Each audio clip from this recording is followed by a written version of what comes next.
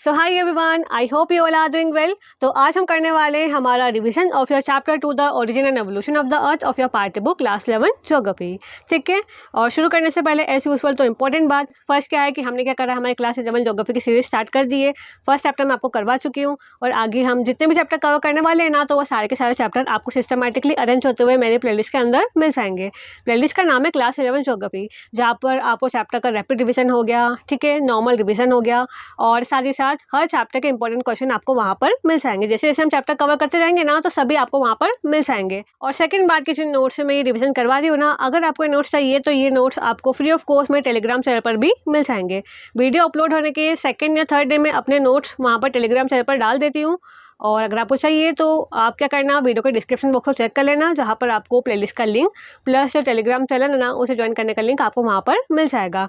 तो उस पे क्लिक करके आप मेरे टेलीग्राम चैनल को ज्वाइन कर सकते हो। ठीक है, अब वीडियो की बात करते हैं। सो यहाँ पर क्या हमारा जो चैप्टर है ना, हम यहाँ पर 3 स्टेजेस के अंदर उसको कंप्लीट करेंगे। फर्स्ट ऑफ ऑल देखेंगे हम यहाँ पर हमारे चैप्टर का ओवरव्यू कि क्या क्या यहाँ पर इंपॉर्टेंट टॉपिक्स है और किस तरह से वो जो टॉपिक्स है ना वो क्या एक दूसरे से कनेक्टेड है, तो वो हम समझेंगे यहाँ पर सबसे पहले। सेकंड हम देखेंगे यहाँ पर इस चैप्टर के मोस्ट इंपॉर्टेंट क्वेश्चंस कि क्या क्या यहाँ पर इंपॉर्टेंट क्वेश्चन है और किस तरह से आपके स्कूल के अंदर उनको कौन कौन से टॉपिक्स में से पूछा जाता है, तो वो हम उनको सिर्फ यहाँ पर एनालाइज करेंगे। ठीक है, और बाद में करेंगे हम थर्ड स्टेज के अंदर हमारा रिवीजन जो हम यहाँ पर करना है। समझ में आ गया। अब फर्स्ट ऑफ ऑल देखेंगे हम यहाँ पर इस चैप्टर का ओवरव्यू। क्या है हमारे पास फर्स्ट ऑफ ऑल यहाँ पर हाइपोथेसिस। अब हाइपोथेसिस क्या होता है? सो थ्योरीज और explanation given by different scholars and scientist. So basically hypothesis क्या होता है कि डिफरेंट स्कॉलर्स और साइंटिस्ट के थ्रू जो थ्योरीज और जो एक्सप्लेनेशन दी जाती है ना किसी भी प्रॉब्लम या किसी क्वेरी को सॉर्ट आउट करने को लेकर, तो वो क्या होती है? हाइपोथेसिस। ठीक है, अब ये जो हाइपोथेसिस भी होती है ना, ये क्या 2 टाइप्स की होती है, अर्ली थ्योरीज और मॉडर्न थ्योरीज। अर्ली थ्योरीज क्या है, पहले के टाइम पे दी गई थी, यानी इनिशियली जो हमने सोचना शुरू करा था ना कि आखिर हमारा अर्थ का जो है ओरिजिन कैसे हुआ, तो उस समय जो फर्स्ट ऑफ ऑल जो दी गई थी वो थी हमारी अर्ली थ्योरीज। और यहाँ पर मेनली पहले फोकस था कि हम ये जाने कि हमारा अर्थ का ओरिजिन कैसे हुआ। सो अर्ली थ्योरीज में क्या है, तो ये जो थ्योरीज है ना वो बेसिकली दी गई थी to know about the origin of earth, यानी अर्थ के ओरिजिन की जो मिस्ट्री है ना उसको सोल्व करने को लेकर दी गई थी हमारी पहले टाइम पे अर्ली थ्योरीज। और अगर हम यहाँ पे बात करें तो ये है हमारी मॉडर्न थ्योरीज। ये क्या है, बेसिकली पूरा जो यूनिवर्स है ना उसके ओरिजिन को सोल्व करने को लेकर दी गई कौन सी, हमारी मॉडर्न थ्योरीज। ओके, और अगर हम यहाँ पर बात करें अर्ली थ्योरीज की ना, तो यहाँ पर क्या है, पूरा फोकस होता है जानने को लेकर कि हमारा अर्थ का ओरिजिन कैसे हुआ। अब इसके अंदर क्या, आपके चैप्टर के अंदर हम 2 थ्योरीज पढ़ने वाले हैं। इसके अंदर बेसिकली कौन कौन सी वो इन पर्टिकुलर, नेबुला हाइपोथेसिस और बाइनरी थ्योरीज। ओके, और इनको पढ़ने के बाद हम पढ़ेंगे कि हमारा अर्थ का एवोल्यूशन कैसे हुआ, यानी अर्थ का ओरिजिन हो गया। ठीक है, अब उसके बाद हमारे अर्थ के अंदर हमारे जो स्फीयर्स है ना, lithosphere, atmosphere, hydrosphere, biosphere, okay, तो अब उनका एवोल्यूशन कैसे हुआ, यानी हमारी अर्थ तो बन गई, अब इन स्फीयर का हमें एक एवोल्यूशन कैसे देखने को मिला। तो ओवरऑल हम इसे सबको देखेंगे अंडर अर्ली थ्योरीज। ठीक है, अब हम देखेंगे यहाँ पर हमारी मॉडर्न थ्योरीज, जो कि मैंने आपको बताया कि क्या पूरे यूनिवर्स की जो ओरिजिन की जो मिस्ट्री है ना उसे सॉल्व करने को लेकर दी गई हमारी मॉडर्न थ्योरीज। पहले आई थी या पहले दी गई थी अर्ली थ्योरीज, फिर उसके बाद क्या आई हमारी मॉडर्न थ्योरीज। और इसके अंदर हम क्या पूरे यूनिवर्स की बात करेंगे कि हमारा जो है यूनिवर्स का ओरिजिन कैसे हुआ, स्टार का फॉर्मेशन कैसे हुआ, प्लेनेट का कैसे हुआ, सोलर सिस्टम का कैसे हुआ, मून का कैसे हुआ। तो कहने का मतलब पूरे यूनिवर्स के ओरिजिन को जानने को लेकर जो थ्योरीज दी गई थी ना, तो वो कौन सी थी, हमारी मॉडर्न थ्योरीज। और यहाँ पर आप अगर हम देखें ओरिजिन ऑफ यूनिवर्स, तो यहाँ पर हम 2 थ्योरीज की बात करेंगे, यहाँ पर बिग बैंग थ्योरी और holes concept of steady state. समझ में आ गया। तो बेसिकली बच्चों ये जो टॉपिक्स है ना, हम हमारी आज की वीडियो के अंदर अच्छे से उनको कवर करने वाले हैं। क्लियर हो गया, समझ में आ गया एकदम। अब हमारे नेक्स्ट पेज पे चलते हैं और फटाफट से इस चैप्टर के जो मोस्ट इंपॉर्टेंट क्वेश्चन है ना 11, उनको हम फटाफट से एनालाइज करते हैं कि किस तरीके से आपके स्कूल में उनको पूछा जा सकता है। क्या कर लिया हमने, इस चैप्टर का ओवरव्यू देख लिया कि क्या क्या इंपॉर्टेंट टॉपिक्स है और किस तरह से वो जो टॉपिक्स है ना वो क्या एक दूसरे से कनेक्टेड है, तो वो हमने समझ लिया। यहाँ पर नाउ नेक्स्ट हम करेंगे यहाँ पर हमारे मोस्ट इंपॉर्टेंट क्वेश्चंस को एनालाइज कि यहाँ पर कौन कौन से जो मोस्ट इंपॉर्टेंट 3 और 5 मार्क का क्वेश्चन है जो आपके जो है ना एग्जाम में आने के उनके मोस्ट लाइकली चांसेस है, तो उनको फटाफट से यहाँ पर एनालाइज करते हैं। ओके, फर्स्ट हम देखेंगे यहाँ पर हमारे 3 मार्कर वाले, और देन हम देखेंगे उसके बाद हमारे 5 मार्कर वाले। 3 मार्कर वाले कौन से, आपके short answer type question which is basically of 3 mark. और यहाँ पर क्या हम टोटल आपके 11 क्वेश्चन यहाँ पर देखने वाले। अभी हम सिर्फ और सिर्फ बच्चों यहाँ पर एनालाइज करेंगे, है ना, क्योंकि यहाँ पर हमारी रिविजन वीडियो, तो हम फर्स्ट ऑफ ऑल यहाँ पर देखेंगे कि कौन कौन से यहाँ पर इंपॉर्टेंट क्वेश्चन है जो कि पूछे जाते ही जाते, उनको हम फटाफट से एनालाइज करेंगे। और नेक्स्ट वीडियो में इसके बाद ही आपके लिए लाने वाली हूँ इनके सोल्यूशन को लेकर, जहाँ पर मैं आपको जितने भी क्वेश्चन है ना उन सभी के सोल्यूशन वहाँ पर प्रोवाइड कर दूंगी। ओके, अब वो फटाफट से एनालाइज करते हैं। सो फर्स्ट ऑफ ऑल आता है व्हाट इज नेबुलर हाइपोथेसिस, यानी नेबुलर हाइपोथेसिस को लेकर आपसे क्वेश्चन यहाँ पर पूछा जाता है, जो कि आपकी अर्ली थ्योरीज के अंदर आता है ना। सेकंड आता है हमारे पास what do you know about the formation of stars, यानी यहाँ पर क्या स्टार के फॉर्मेशन को लेकर भी हमसे बात पूछी जाती है कि हमारे स्टार का फॉर्मेशन कैसे हुआ। थर्ड हमसे पूछा जाता है what do you understand by the term light year. अब लाइट ईयर क्या होता है, इसके ऊपर क्वेश्चन आता है और बच्चों का कंफ्यूजन भी होता है कि लाइट ईयर आखिर है क्या, टाइम की यूनिट है कि डिस्टेंस की यूनिट है, तो वो भी मैं आपको समझाऊंगी यहाँ पर। और उसके बाद आता है what are the difference between terrestrial planets and Jovian planets, और how are inner planets are terrestrial while outer planets are Jovian. Explain, write any 3 points of difference between inner planets and outer planets. और यहाँ पर क्या basically हमें difference बताना है between terrestrial planet and Jovian planet, या हम कह सकते हैं कि हमें डिफरेंस बताना है between inner planets and outer planets, या हम कह सकते हैं कि जो इनर प्लैनेट्स है वो क्या है टेरेस्ट्रियल के होते हैं और जो आउटर प्लैनेट्स है वो जोवियन के होते हैं। तो उसके पीछे का रीजन हमें क्या करना है यहाँ पर बताना है। तो इस तरीके से आपको यहाँ पर क्वेश्चन पूछा जा सकता है। और क्या है नेक्स्ट क्वेश्चन हमारे पास, what opinion do the present day scientist hold about the origin of the moon. और हम यहाँ पर क्या हमारे जो मून के ओरिजिन को लेकर यहाँ पर 2 थ्योरीज पढ़ने वाले, और अभी हमसे इस क्वेश्चन के अंदर ये पूछा गया है कि आप बताओ कि अभी जो हमारे प्रेजेंट डे साइंटिस्ट है ना वो कौन सा व्यू क्या कहते हैं अपहोल्ड करते हैं कि कौन सा व्यू सही है हमारे मून के ओरिजिन को लेकर, तो वो भी क्या हम इसके अंदर हमें बताना है।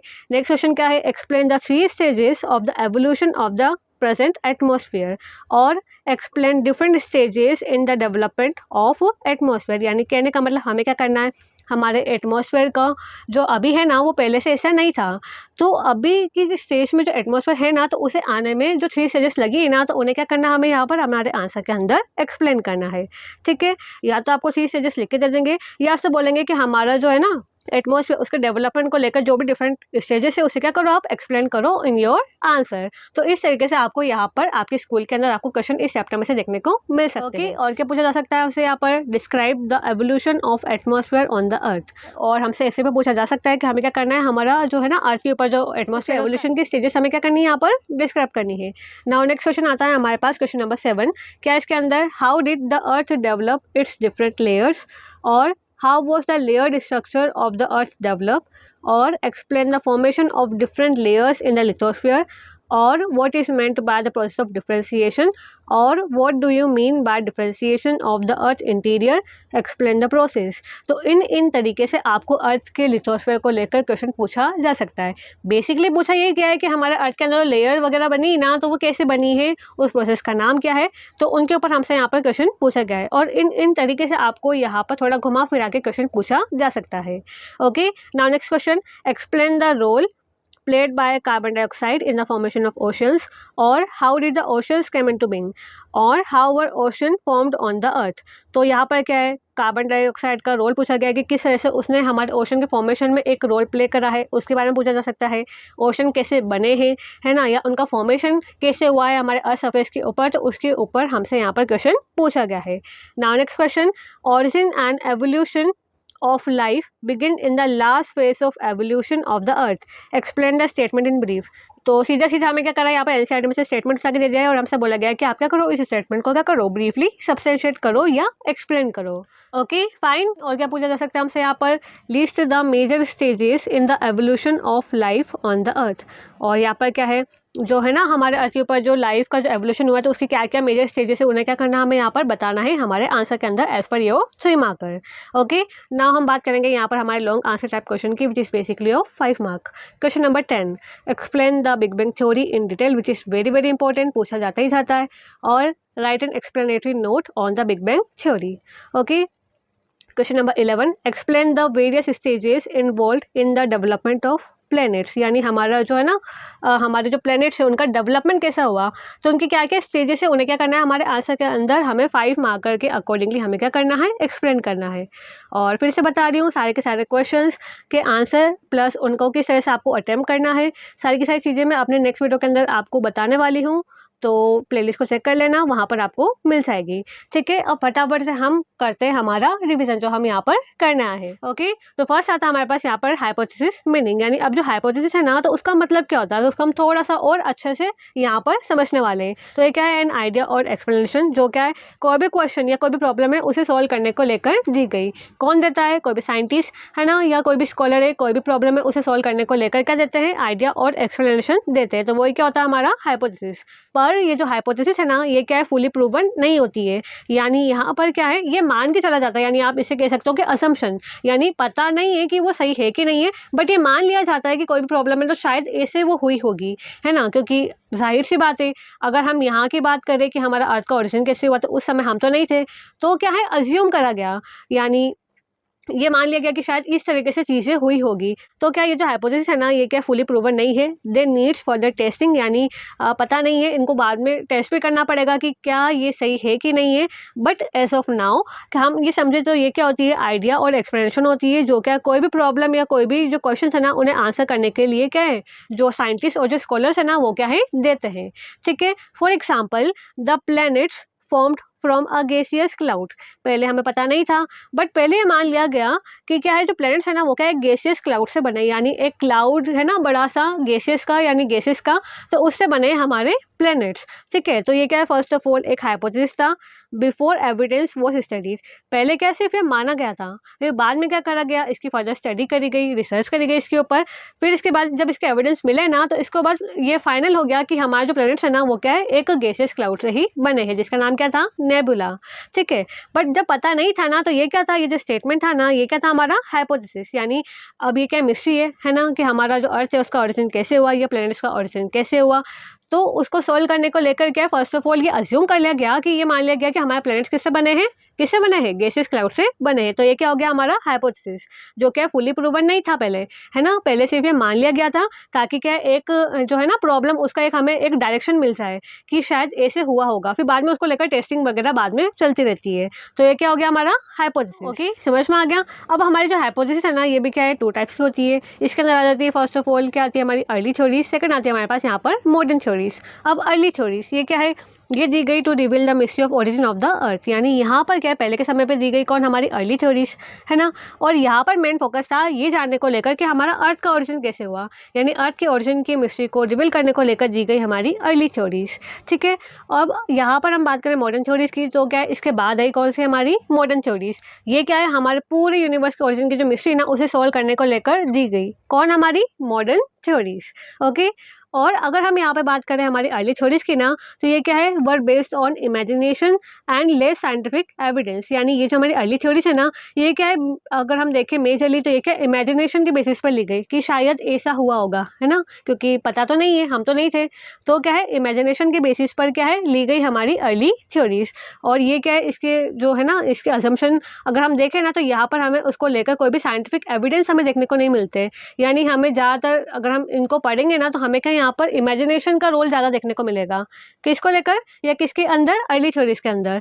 और वही अगर हम बात करें मॉडर्न थ्योरीज की ना तो ये क्या होती है, एविडेंस बेस्ड होती है, यानी क्या पूरा देखेंगे कि क्या ऐसा हुआ है, उसको लेकर फिर बाद में मॉडर्न थ्योरीज आती है, यानी एविडेंस बेस्ड होती है, supported by astronomy, physics and geology, यानी यहाँ पर क्या है इमेजिनेशन पे बात नहीं होती है, यहाँ पर एविडेंस को देखा जाता है अच्छी तरीके से, उसके बाद क्या है हमें देखने को मिलती है हमारी मॉडर्न थ्योरीज, जो क्या पूरे यूनिवर्स की ओरिजिन की जो मिस्ट्री है ना उसे सॉल्व करने को लेकर दी गई।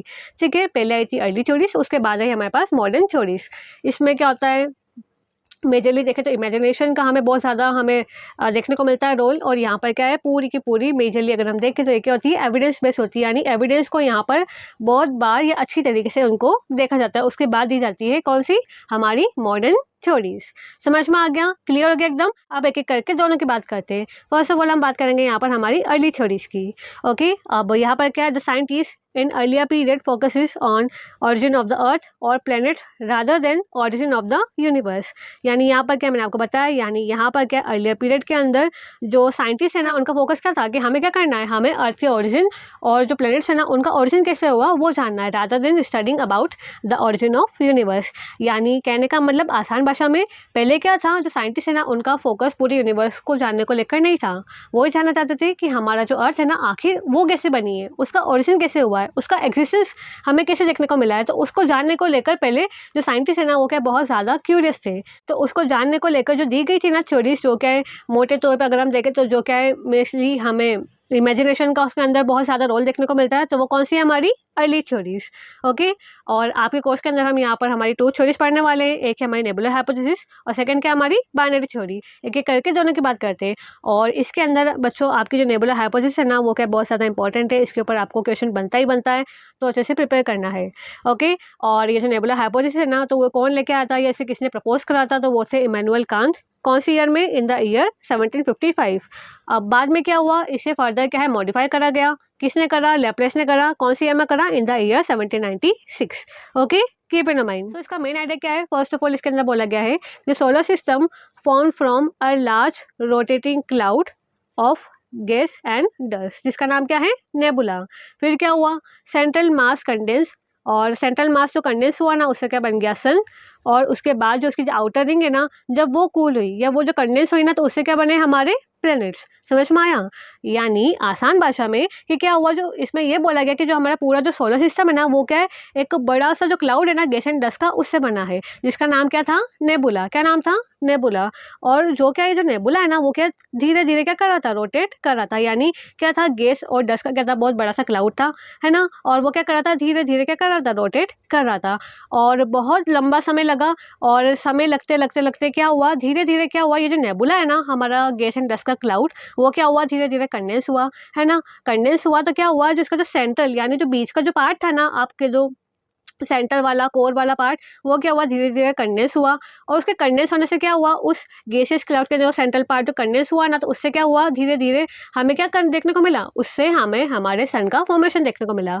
ठीक है, यानी जो हमारा सेंट्रल पार्ट था ना, हमारे जो पूरा जो बड़ा से गैसियस क्लाउड का सेंट्रल पार्ट था उससे क्या बन गया? कंडेंस होने के बाद हमारा सन बन गया, है ना। और उसके बाद जो उसके अराउंड जो भी था ना गैसियस क्लाउड के अंदर जो आउटर रिंग्स वगैरह, और जब वो कूल अप हुई ना तो क्या हुआ? उनके कंडेंस होने के बाद हमें उससे क्या देखने को मिला? हमें प्लैनेट्स का क्या देखने को मिला? फॉर्मेशन देखने को मिला। यानी हमने क्या पढ़ा? हमने पढ़ा कि हमारे सोलर सिस्टम क्या है एक बड़ा सा जो है ना गैस और डस्ट का क्लाउड उससे बना है, जो कि क्या धीरे धीरे क्या कर रहा था? रोटेट कर रहा था। नाम क्या था उसका? नेबुला। और क्या हुआ? बहुत लंबा समय लगा, और लंबा समय लगने के बाद क्या हुआ? हमारा जो ये जो क्लाउड है ना वो क्या हो गया? कंडेंस हो गया धीरे धीरे। और उसका जो सेंट्रल मास है जो कंडेंस हुआ वो क्या बन गया बाद में चल के? हमारा सन। और उसके बाद उस सन के यानी कोर के बाद जो भी जो बचा ना मैटर, वो भी क्या हुआ? समय के साथ साथ वो भी कूल अप हुआ, और उसके कूल होने के बाद कंडेंस होने के बाद क्या बना? हमारा प्लैनेट्स। तो ऐसे कौन बोलता है? Nebular hypothesis. जो किसने दिया? इमैनुअल कांत ने दिया, और बाद में मॉडिफाई किसने करा? उसको लैप्लेस ने करा। ओके, समझ में आ गया? क्लियर हो गया एकदम? अब इसके लिमिटेशन की बात करते हैं। So it could not explain why planets have different densities and composition. अब इसकी लिमिटेशन ये आ गई कि ये क्या हमें बताता ही नहीं है कि जो डिफरेंट डिफरेंट प्लैनेट्स है ना तो उनकी डिफरेंट डिफरेंट डेंसिटी क्यों होती है, उनका कंपोजिशन डिफर क्यों करता है, यानी क्यों जो हमारे जो इनर प्लैनेट्स है वो क्या रोकी होते हैं। और वही अगर हम जुपिटर से लेकर बात करें प्लैनेट्स की तो वो क्या बहुत बड़े बड़े होते हैं, और उनका कंपोजिशन भी क्या होता है इन टेरेस्ट्रियल प्लैनेट से अलग होता है। तो इसके बारे में हमें कुछ बताता ही नहीं है कि क्यों जो प्लैनेट्स है वो उनकी क्या होती है डिफरेंट डेंसिटीज और कंपोजिशन होते हैं, तो उसके बारे में हमें कुछ भी नहीं बताता है। कौन? Nebular hypothesis. सिर्फ ये इतना बताता है कि एक क्लाउड था, नेबुला नाम था, क्या कर रहा था? गोल गोल चक्कर काट रहा था या रोटेट कर रहा था। बीच वाला पार्ट कंडेंस हुआ बन गया सन, और बाद वाला क्या बन गया? प्लैनेट्स। पर यहाँ पर डेंसिटीज और कंपोजिशन को लेकर कोई भी बात नहीं करी गई।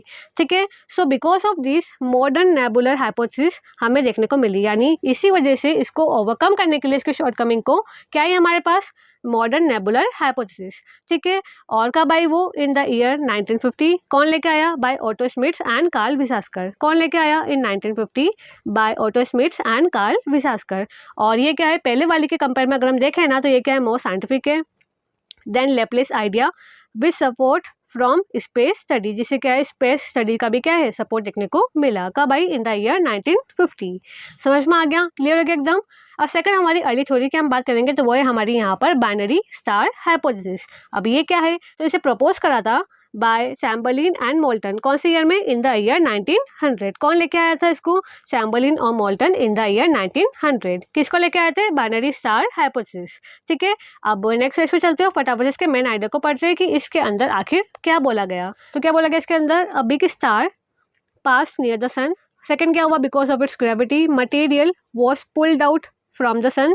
फिर क्या हुआ? This material broke into small solid bodies called planetesimal. Slowly these planetesimal came together and formed planet. अब देखो इसके अंदर क्या हुआ कि क्या हुआ, हमारा जो सन है ना उसके पास से क्या हुआ, एक बिग स्टार क्या हुआ, पास हुआ, है ना। अब बहुत पास से पास हुआ, अब उसकी क्या थी, बिग स्टार था तो उसकी क्या थी, ग्रेविटी भी क्या थी, सन के कंपेयर में ज़्यादा थी।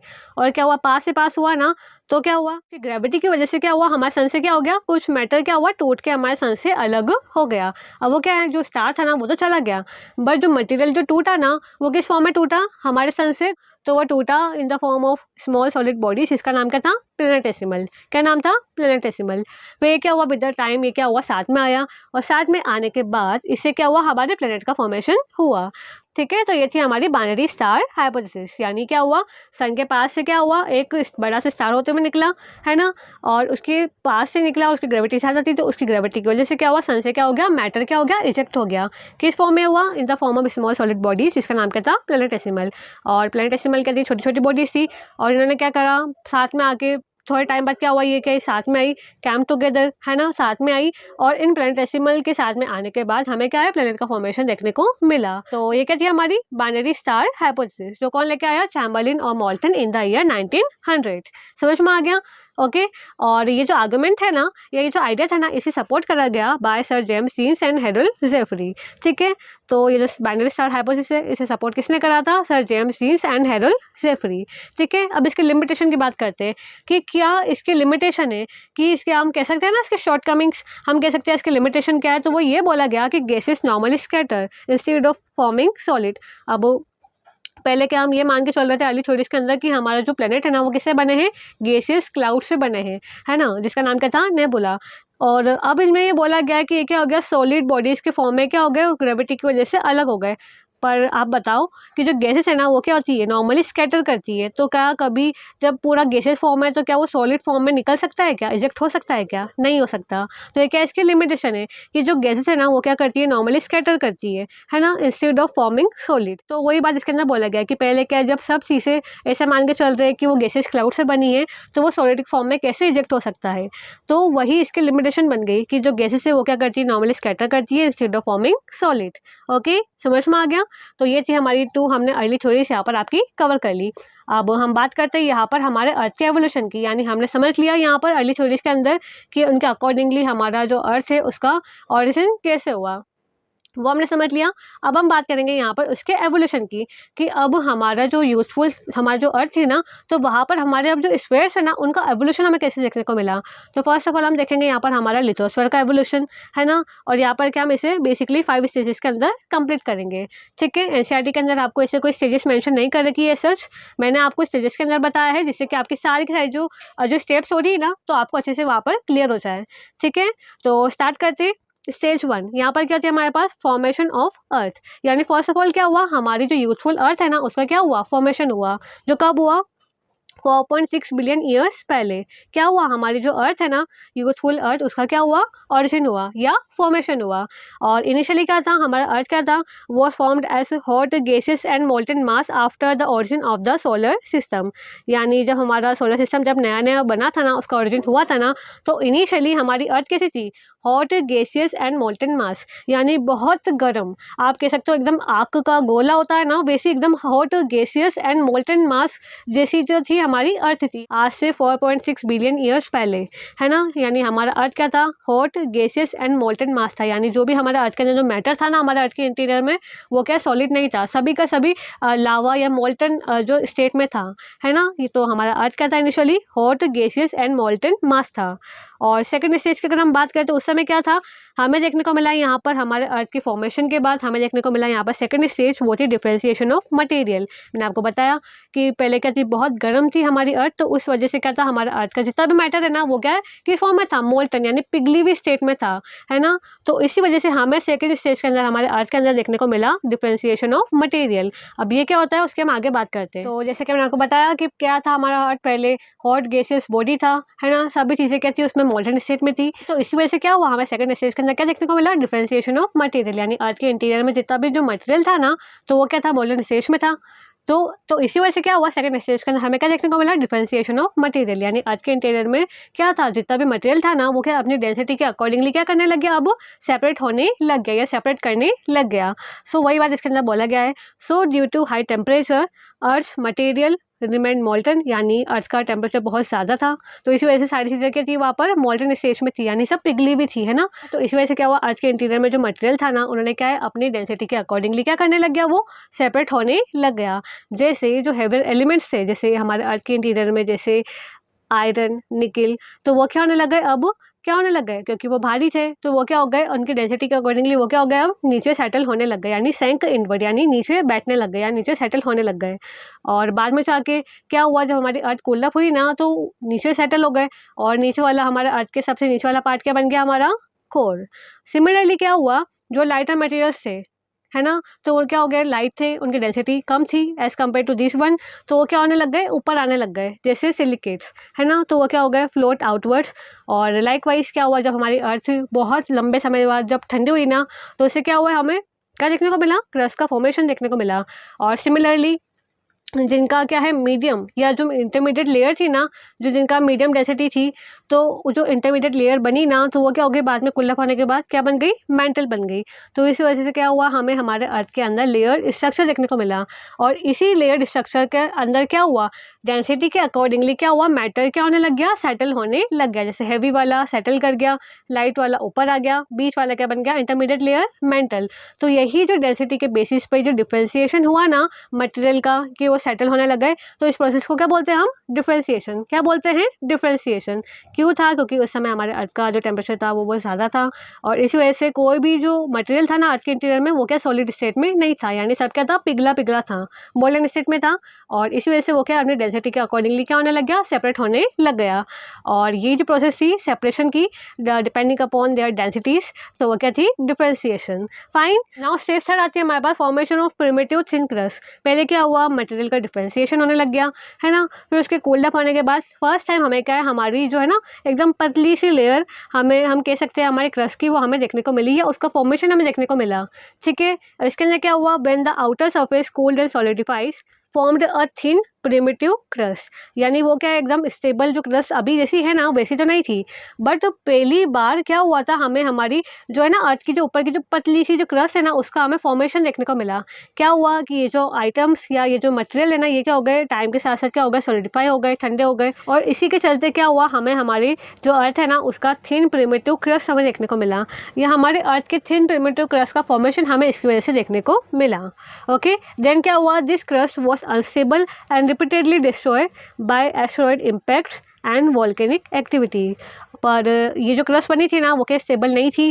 क्यों नहीं थी, क्योंकि पहली बात तो बहुत ज़्यादा पतली थी, है ना, अनस्टेबल थी, और ये क्या रिपीटेडली डिस्ट्रॉय हो रही थी by asteroid impacts and volcanic activity, क्योंकि पहले क्या ये जो शुरुआत थी, अभी तो बहुत सारी स्टेजेस आगे चलना बाकी थी, है ना। तो क्या हुआ, ये जो क्रस्ट बनी थी ना एकदम पतली सी लेयर, तो ये क्या है रिपीटेडली डिस्ट्रॉय हो रही थी और अनस्टेबल थी। क्यों थी, क्योंकि उस समय क्या था, बहुत ज़्यादा एस्टेरॉयड का इम्पैक्ट और साथ ही साथ बहुत ज़्यादा वॉल्केनिक एक्टिविटी हमें देखने को मिल रही थी उस समय। तो उस वजह से क्या है, ये जो क्रस्ट थी ना उस समय टिक ही नहीं पा रही थी, तो एकदम पतली सी जो लेयर थी ना वो भी क्या थी, अनस्टेबल थी उस समय, और रिपीटेडली डिस्ट्रॉय हो रही थी by asteroid impact and continuous volcanic activity. समझ में आ गया। अब उसके नेक्स्ट स्टेज क्या हुआ, वॉल्केनिक एक्टिविटी एंड डिगेसिंग। अब ये क्या होता है, सो इसके अंदर क्या हुआ, intense volcanic eruptions released magma and gases. अब क्या हुआ, मैंने आपको बताया कि बहुत ज़्यादा पहले क्या हो रही थी, वॉल्केनिक इरप्शन हो रखी थी, तो इससे क्या हुआ, इंटेंस वॉल्केनिक इरप्शन की वजह से क्या हुआ, जो है ना वॉल्केनोस उनके वेंट से क्या निकला, बहुत सारी गैसेस निकली, वेपर निकला और साथ ही साथ मैग्मा निकला। अब मैग्मा बाहर निकला तो क्या बन गया, वो लावा, अंदर होता तो मैग्मा, बाहर आया तो लावा। तो क्या हुआ, हमें मैग्मा, गैसेस, वेपर वगैरह सब इनका क्या है, हमें आउटपोर देखने को मिला फ्रॉम द अर्थ इंटीरियर, है ना। और इसी प्रोसेस को क्या बोलते हैं हम, डिगेसिंग। और बच्चों बार बार आपसे डिगेसिंग को लेकर यहाँ पर क्वेश्चन पूछा जाता है ना। डिफरेंशिएशन मैंने आपको समझा दिया और यहाँ पर है डिगेसिंग। ठीक है, तो ये क्या है, हमारे अर्थ के इंटीरियर से वॉल्केनोस के थ्रू या उनके इरप्शन के थ्रू जो हमारे अर्थ के इंटीरियर से गैसेस, वेपर, मैग्मा वगैरह जो निकलता है ना, तो उस प्रोसेस को क्या बोलते हैं हम, degassing. Okay, keep in mind. Now क्या बोला गया इसके अंदर, magma solidifies on the surface, जिससे क्या हुआ, thickening and strengthening of the crust. यानी पहले क्या थी, बहुत पतली सी प्रिमिटिव थिन क्रस्ट थी ना, जो क्या थी, अनस्टेबल थी, है ना, एस्टरॉइड की वजह से, वॉल्केनिक एक्टिविटी की वजह से बार बार खराब हो रही थी। अब क्या हुआ, इंटेंस वॉल्केनिक इरप्शन हुआ, मैग्मा वगैरह बाहर आया तो किस पे आया, वो क्रस्ट के ऊपर, और वो क्या हो गया, विद द टाइम उसके ऊपर ही क्या हो गया, कंडेंस हो गया, और कंडेंस होने के बाद क्या हो गया, उसके ऊपर ही सॉलिडिफाई हो गया, यानी उसके ऊपर सेट हो गया। और इसी से क्या हुआ, हमारे अर्थ की क्रस्ट की जो मोटाई है ना, वो बढ़ गई। तो इससे क्या हुआ, thickening and strengthening of the earth crust, यानी हमारे अर्थ की क्रस्ट की थिकनिंग और स्ट्रेंथनिंग होने लग गई। यानी पहले बहुत ज़्यादा एकदम थी ना अनस्टेबल, पर अब यहाँ पर क्या, इसी के साथ क्या हुआ, कंडेंस होने के बाद, उसके सॉलिडिफाई होने के बाद क्या हुआ, उसकी थिकनेस बढ़ा दी, और साथ ही साथ क्या हुआ, वो स्टेबल होने लग गया। पहले नहीं था, पर अब क्या है, स्टेबल होने लग गया। और इसी से क्या हुआ, स्ट्रेंथनिंग ऑफ अर्थ क्रस्ट या अर्थ लिथोस्फीयर। ओके, ना हमारे स्टेज 5 के अंदर क्या हुआ, स्टेबल क्रस्ट फॉर्मेशन। अब इसके बाद क्या हुआ, हमें ऐसा होने के बाद हमें क्या है, अब फाइनली हमारी स्टेबल क्रस्ट का फॉर्मेशन देखने को मिला कि क्या हुआ, gradually crust became stronger and continuous, it thicken further with repeated volcanic deposits and cooling. और क्या हुआ, ग्रेजुअली क्या हो गया, हमारा क्या है, धीरे धीरे हमारा अर्थ क्या हो गया, स्ट्रॉन्गर और कंटिन्यूस बन गया, है ना। और उसके बाद क्या हुआ कि रिपीटेड वॉल्केनिक एक्टिविटीज़ और उनके डिपॉजिट, उनके कूलिंग होने की वजह से क्या हुआ, हमारा जो अर्थ है ना, वो फर्दर क्या हो गया, थिकन अप हो गया, यानी और मोटा होता चला गया टाइम के साथ। यानी क्या हुआ, लगातार पहले क्या हो रही थी, इंटेंस वॉल्केनिक एक्टिविटी, इरप्शंस वगैरह में देखने को मिल रहे थे। तो इससे क्या हुआ, उनका जो मैग्मा है बाहर आया, लावा जो क्रस्ट के ऊपर सेटल हुआ, ठंडा हुआ, उसके ऊपर सॉलिडिफाई हो गया। ऐसे करते करते बार बार होते होते क्या हो गया, हमारी क्रस्ट की क्या हो गई, मोटाई बढ़ गई। या क्या हो गया, समय के साथ साथ वो क्या हो गया, और थिक होता चला गया। और इसी से क्या हुआ, हमें हमारा स्टेबल क्रस्ट का फॉर्मेशन देखने को मिला। और लाइक वाइज हमें क्या है, यहाँ पर हमारे जो है ना अर्थ के इंटीरियर में हमें क्या है, लेयर्ड स्ट्रक्चर देखने को मिला, है ना। और उस लेयर्ड स्ट्रक्चर जो देखने को मिला, उस प्रोसेस को क्या नाम था, तो वो था डिफरेंशिएशन। ठीक है, तो ये आपको समझ में आ गया। नाउ नेक्स्ट हम बात करेंगे हमारे सेकंड स्फीयर के फॉर्मेशन की या उसके एवोल्यूशन की, और इसे भी क्या हमारी 5 स्टेजेस के अंदर फटाफट से कवर अप करेंगे। फर्स्ट हम बात करेंगे हमारा प्राइमरी एटमॉस्फेयर, यानी अर्ली स्टेज में अगर हम बात करें ना, कि जब हमारी अर्थ एकदम यंग स्टेज में थी, तो उस समय हमारा एटमॉस्फेयर की सिचुएशन क्या थी उस समय, पहले हम उसको देखते हैं। तो उस समय क्या था, composed of light gases, hydrogen and helium. यानी अगर हमारे पुराने या हम एग्जाम कहें ना कि हमारा प्री मॉडल एटमॉस्फेयर की अगर हम बात करें ना, तो उस समय हमारा जो एटमॉस्फेयर है ना, वहाँ पर मेनली कौन कौन सी गैसेस हमें देखने को मिलती थी, तो यहाँ पर क्या उस समय लाइट गैसेस, है ना, वो हमें देखने को मिलती थी, मेजरली हाइड्रोजन एंड हीलियम। कौन कौन सी थी वो, 2 गैसेस, हाइड्रोजन एंड हीलियम। और क्या हुआ बाद में, loss quickly due to weak earth gravity and strong solar winds. याद रखना है कि क्या हुआ, बाद में क्या हो गया, ये जो गैसेस थी ना हमारी, जो पहले मोस्टली थी हाइड्रोजन एंड हीलियम, तो ये क्या हो गई, चली गई, स्ट्राइप ऑफ हो गई। की हो गई, due to weak earth gravity and strong solar winds. यानी उस समय हमारी अर्थ क्या थी, नई नई बनी थी, यूथफुल स्टेज में थी, है ना। तो उस समय क्या था, हमारी जो अर्थ की जो ग्रेविटी थी ना, वो भी क्या थी, स्ट्रॉन्ग नहीं थी। तो वीक अर्थ की ग्रेविटी होने की वजह से, और साथ ही साथ उस समय क्या था, अभी ओजोन वगैरह हमें देखने को मिल जाती है लेयर, हमारी जो एटमॉस्फेयर के अंदर हमें लेयर्ड स्ट्रक्चर देखने को मिल जाता है, ट्रोपोस्फियर, स्ट्रेटोस्फियर, है ना। तो हमें लेयर्ड स्ट्रक्चर देखने को मिल जाता है। पर उस समय तो ऐसा कुछ था नहीं। तो उस समय क्या था, हमें सोलर विंड का हमारी अर्थ के ऊपर बहुत ज़्यादा असर देखने को मिलता था। तो कहने का मतलब क्या हुआ, हमारी अर्थ की ग्रेविटी भी इतनी नहीं थी और सोलर विंड का भी असर हमारी अर्थ के ऊपर बहुत ज़्यादा देखने को मिलता था। तो उसके स्ट्रॉन्ग इम्पैक्ट होने की वजह से प्लस हमारी वीक ग्रेविटी होने की वजह से क्या हुआ, ये जो सब गैसेज थी ना हमारी दोनों, ये क्या हो गई, चली गई, स्ट्राइप ऑफ हो गई, है ना। तो क्या हुआ, प्राइमरी जो एटमॉस्फेयर था उसके अंदर मेजरली हमें 2 गैसेज देखने को मिलती थी, हाइड्रोजन और हीलियम, और हमारी अर्थ की ग्रेविटी कम थी, और प्लस हमारा जो है ना स्ट्रॉन्ग सोलर विंड का होने की वजह से क्या हुआ, ये जो गैसेज थी वो क्या हो गई, चली गई या लॉस्ट हो गई। फिर क्या हुआ, सेकंड स्टेज के अंदर हमें देखने को मिला सेकेंडरी एटमॉस्फेयर, यानी इस समय क्या था, वॉल्केनिक स्टेज थी। अब मैं आपको बताऊं कि जो वॉल्केनो है ना, तो इनका बहुत ज़्यादा रोल रहा है हमारे अर्थ के एवोल्यूशन में लेकर। अभी आप देखोगे कि बार बार इनका हमें इरप्शन को लेकर हमें क्या है, एक डायरेक्शन देखने को मिलती है कि किस तरह से इसने हमारी अर्थ के एवोल्यूशन में एक रोल प्ले करा है ना। तो उसको अभी आप फटाफट से समझना। सेकंड में क्या हुआ, हमें क्या देखने को मिली, सेकेंडरी एटमॉस्फेयर, जो क्या थी, बेसिकली हमारी वॉल्केनिक स्टेज थी। यहाँ पर क्या हुआ, form by volcanic eruptions releasing gases, और इसी का बोलते हैं इस प्रोसेस को हम डिगेसिंग, यानी अर्थ के इंटीरियर से जो गैसेस, वेपर, मैग्मा ये सब निकलता है ना, उस प्रोसेस को क्या बोलते हैं हम, डिगेसिंग। समझ में आ गया। और इसके तहत या इसके चलते क्या हुआ, हमें क्या क्या गैसेस वगैरह क्या क्या चीज़ें हमें उसके वेंट से बाहर निकलती हुई मिली, तो वो था water vapour, carbon dioxide, ammonia and methane. Majorly ये सब चीज़ें हमें उसके वेंट से बाहर निकलती हुई मिली फ्रॉम द अर्थ इंटीरियर। पर उस समय क्या था, कोई भी फ्री ऑक्सीजन प्रेजेंट नहीं थी, यानी ये सब चीज़ें तो निकली पर उस समय कोई भी फ्री ऑक्सीजन उस समय मौजूद नहीं थी, यानी उस समय क्या थी, फ्री ऑक्सीजन की क्या थी, एब्सेंस थी। ओके, और क्या बोला गया इसके अंदर, स्टेज थर्ड में क्या हुआ, कूलिंग एंड कंडेंसेशन स्टेज, यानी अभी क्या हुआ, वेंट से ये सब चीज़ें निकली, अब क्या होगा, इनका हमें कंडेंसेशन और कूलिंग देखने को मिलेगी थर्ड स्टेज के अंदर। तो क्या है थर्ड स्टेज हमारी, कूलिंग एंड कंडेंसेशन स्टेज। अब इसके अंदर क्या है उसके हम आगे बात करते हैं। क्या है इसके अंदर, अर्थ सरफेस कूल, जैसे कि क्या हुआ इसके अंदर जो वाटर वेपर है ना वो क्या हो गया, कंडेंस हो गया इनटू रेनफॉल, यानी क्या हुआ, जैसे जैसे हमारा अर्थ का सरफेस ठंडा होने लगा विद द टाइम, क्या हुआ, जो वेपर जो हमारे जो वॉल्केनिक इरप्शन के समय जो निकला था ना वेंट में से, अर्थ के इंटीरियर में से वेपर, तो वो भी क्या हुआ, वो भी अर्थ के सरफेस के कूल होने की वजह से वो भी धीरे धीरे ठंडा होने लगा। अब वेपर ठंडा हुआ तो क्या हुआ, वेपर जब ठंडा होगा तो क्या होगा, रेनफॉल होगी ना, कंडेंसेशन होगा, जो वेपर है वो क्या ड्रॉपलेट्स बन जाएगा, ड्रॉपलेट बन के वो क्या नीचे तो गिरेगा, तो क्या हुआ, रेनफॉल होना शुरू हो गई, है ना। अब वो जो रेनफॉल हुई ना, ये जो रेन वाटर था ना वो क्या होने लग गया, हमारे अर्थ के ऊपर जो क्या डीप डीप बेसिन या डीप डीप डिप्रेशन या गड्ढे वगैरह बने हुए थे, तो उन डिप्रेशन में अब क्या हो गया, वो जो पानी है ना जो कंटिन्यूसली अब जो वेपर इतना ज़्यादा निकला है वो क्या हो गया, अब कंडेंस होकर वो क्या अर्थ के ऊपर गिरेगा, है ना, अर्थ के ऊपर क्रस्ट वगैरह के ऊपर जो डिप्रेशन बने उसके ऊपर गिरेगा, तो वो क्या होने लग गया, अब डिप्रेशन के ऊपर कलेक्ट होने लग गया, है ना, यानी जो गड्ढे वगैरह बने हुए थे अब वो जो रेन वाटर है वो क्या उसके ऊपर धीरे धीरे कलेक्ट होता चला जाएगा, यानी वो कलेक्ट होने लग गया, और इसी से क्या हुआ, हमें हमारे ओशन का फॉर्मेशन देखने को मिला। ठीक है, फिर क्या हुआ, large amount of CO2 carbon dioxide dissolve in ocean. फिर क्या हुआ, ये जो कार्बन डाइऑक्साइड है ये भी क्या है, हमारे अर्थ के इंटीरियर से निकली थी by the process of degassing, है ना। तो अभी जो कार्बन डाइऑक्साइड निकली ना, तो ये भी क्या हो गई, जो रेन वाटर जो आ रहा था अर्थ के सरफेस के ऊपर, तो वो क्या हो गया, उसके अंदर क्या हो गया, डिसॉल्व हो गया, उस वाटर के अंदर क्या हो गया, CO2 डिसॉल्व हो गया, और कहाँ पे कलेक्ट हो गया, वो इन ओशंस।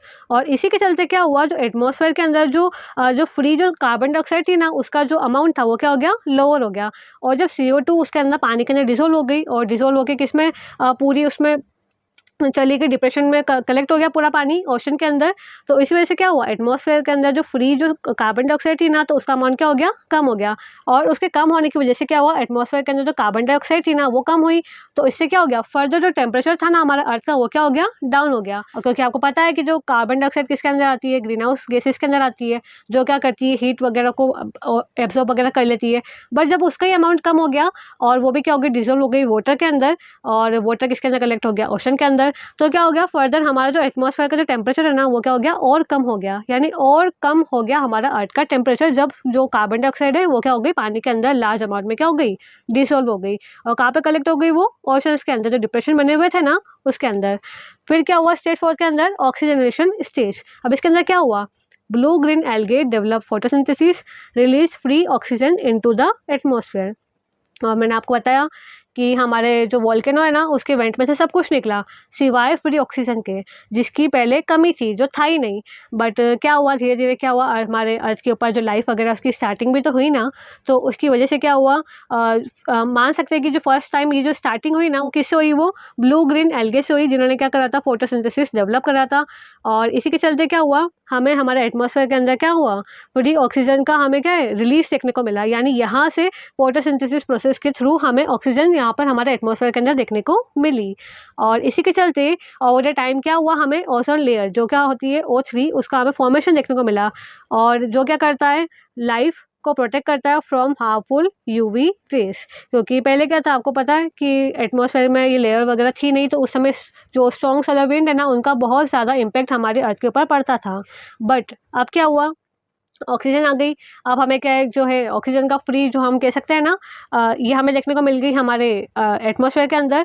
और इसी के चलते क्या हुआ, हमें उसके बाद क्या हुआ, हमें धीरे धीरे क्या, हमें ओजोन लेयर का फॉर्मेशन देखने को मिला।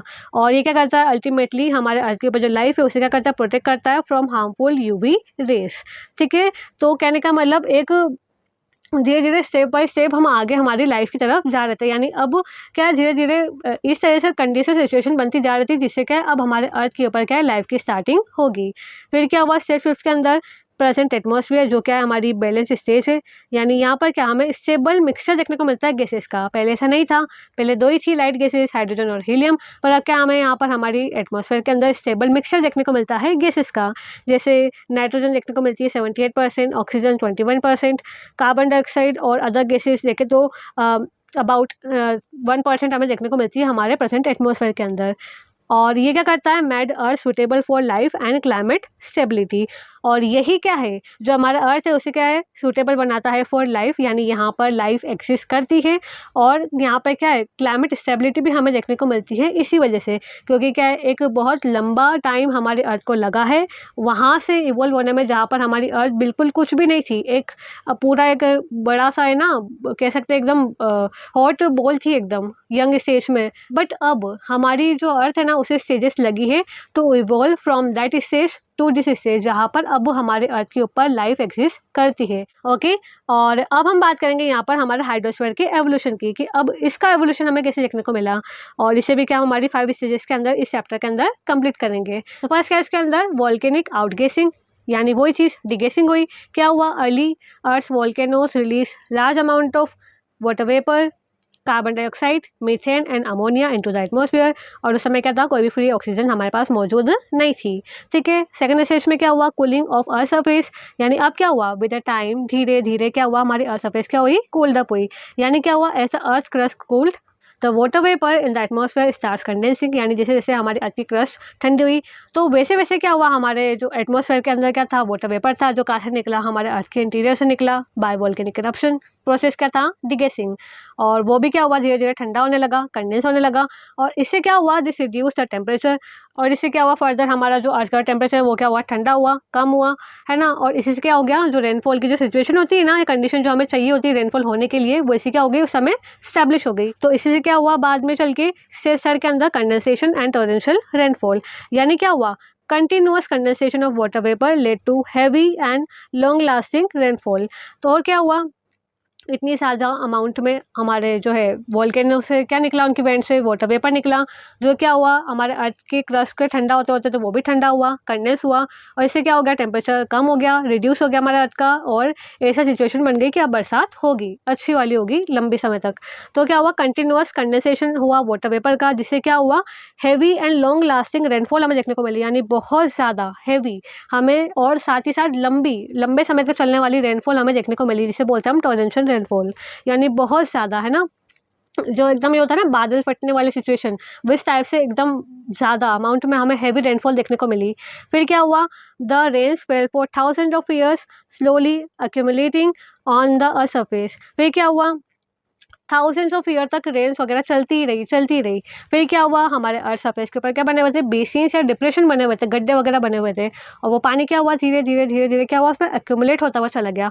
और यहाँ से क्या हुआ, तो स्टेज फोर्थ के अंदर collection in depression, formation of ocean, rain water collected in the low lying basins and depression of the earth crust, and this becomes the first ocean, seas and lake. और यही से क्या हुआ, ये जो rain water है वो collect होता चला गया लो लाइंग बेसिस और डिप्रेशन के अंदर, है ना, जो कि हमारे अर्थ सरफेस पर बने हुए थे, अर्थ क्रस्ट के ऊपर बने हुए थे।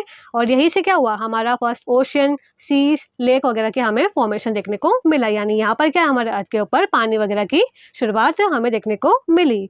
तो ये थे हमारी 4 स्टेजेस। नेक्स्ट स्टेज को हम आगे अभी कवर करते हैं। हमारे पास इसके अंदर 5th स्टेज आती है, तो वो है स्टेबलाइजेशन ऑफ हाइड्रोस्फीयर। अब इसके अंदर क्या है, with continuous rainfall the ocean stabilize, carbon dioxide dissolve in the ocean, reducing atmospheric carbon dioxide या CO2, leading to cooling of the earth further. तो क्या हुआ, कंटिन्यूअस रेनफॉल हुई, इससे क्या हुआ, हमारे ओशंस का हो गया स्टेबलाइज हो गए, यानी वो बरसात रुकी नहीं, कंटिन्यूअसली होती रही, तो इससे क्या हुआ, एक स्टेबिलिटी हमें देखने को मिल गई, और यहाँ से क्या हुआ, ओशन का फॉर्मेशन हमें देखने को मिला। फिर क्या हुआ कि जो कार्बन डाइऑक्साइड थी, मैंने आपको बताया कि वो क्या होगी रेनफॉल के अंदर क्या हो गई, वो डिसॉल्व हो गई और कलेक्ट हो गई वो अल्टीमेटली इन द ओशन। और इसी के चलते क्या हुआ, जो एटमॉस्फेयर के अंदर जो कार्बन डाइऑक्साइड थी ना, उसका अमाउंट क्या हो गया, कम हो गया या रिड्यूस हो गया।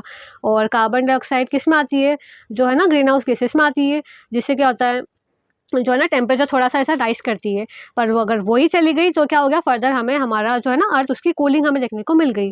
फिर क्या हुआ, reverse brought minerals and salt into ocean making them सेलाइन। और क्या हुआ, रिवर का भी फॉर्मेशन हमें देखने को मिला, और रिवर वगैरह का पानी अल्टीमेटली कहाँ आके मिलता है, ओशंस के अंदर। तो क्या हुआ, जो रिवर्स है वो क्या है, उनके साथ क्या लेके आई, मिनरल और सॉल्ट लेके आई अल्टीमेटली इन द ओशन। और जिससे क्या हो गया, हमें हमारा जो ओशन वाटर है ना उसके अंदर सैलिनिटी देखने को मिल गया, यानी जो खारापन होता है ना ओशन वाटर के अंदर, तो उसकी वजह से हमें देखने को मिला, क्योंकि रिवर क्या है अपने साथ क्या लेके आई, बाद में जो एंड में आके मिलती है तो क्या लेके आई उसके साथ, मिनरल्स और सॉल्ट लेके आई इनटू ओशंस। और इससे क्या हो गया, हमें हमारा जो है ना ओशन वाटर के अंदर सैलिनिटी देखने को मिल गई। फिर क्या हुआ, a stable water cycle was establish, जिसके अंदर होता है एवापोरेशन, कंडेंसेशन, रेनफॉल और रन ऑफ। यानी अब जो हमारा जो हमें देखने को मिलता है ना वाटर साइकिल, जिसके अंदर क्या होता है, ओशन जो होता है, ओशन के अंदर जो पानी उसका क्या होता है, एवापोरेशन होता है, ठीक है, आगे जाता है, कंडेंसेशन होता है, रेनफॉल होती है, नदियों में पानी आता है, उनके साथ वापस पानी आता है, अल्टीमेटली मिलता है ओशन के अंदर, फिर वापस एवापोरेशन है ना, आगे चलता है कंडेंसेशन, रेनफॉल, रन ऑफ। तो ये जो साइकिल है ना, तो स्टेबल साइकिल अल्टीमेटली हमें हमारे अर्थ के अंदर देखने को मिल गई। यानी क्या हुआ, हमें स्टेबिलिटी देखने को मिल गई of hydrosphere in the 5th stage. समझ में आ गया, हमने 5 स्टेजेस के अंदर आपका पूरा हाइड्रोस्फीयर का एवोल्यूशन हमने समझ लिया।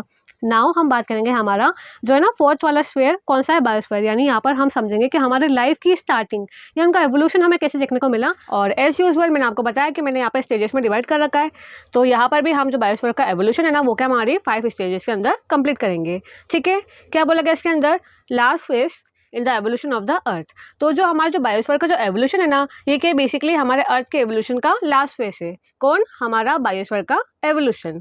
फाइन, देन क्या बोला गया इसके अंदर, record found in the form of fossil, और फॉसिल का मिले हैं इन रॉक्स। यानी क्या है, जो हमारे जो बायोस्फीयर का जो रिकॉर्ड मिला है ना हमें कि कहाँ पर कैसी लाइफ एग्जिस्ट करती थी, कहाँ पे कैसे क्या था पहले के समय, है ना, लाइफ का एग्जिस्टेंस के बारे में, तो हमें पता चलता है उसके बारे में कोर्स के through in the form of fossils, और वो कहाँ पर मिलते हैं, in rocks.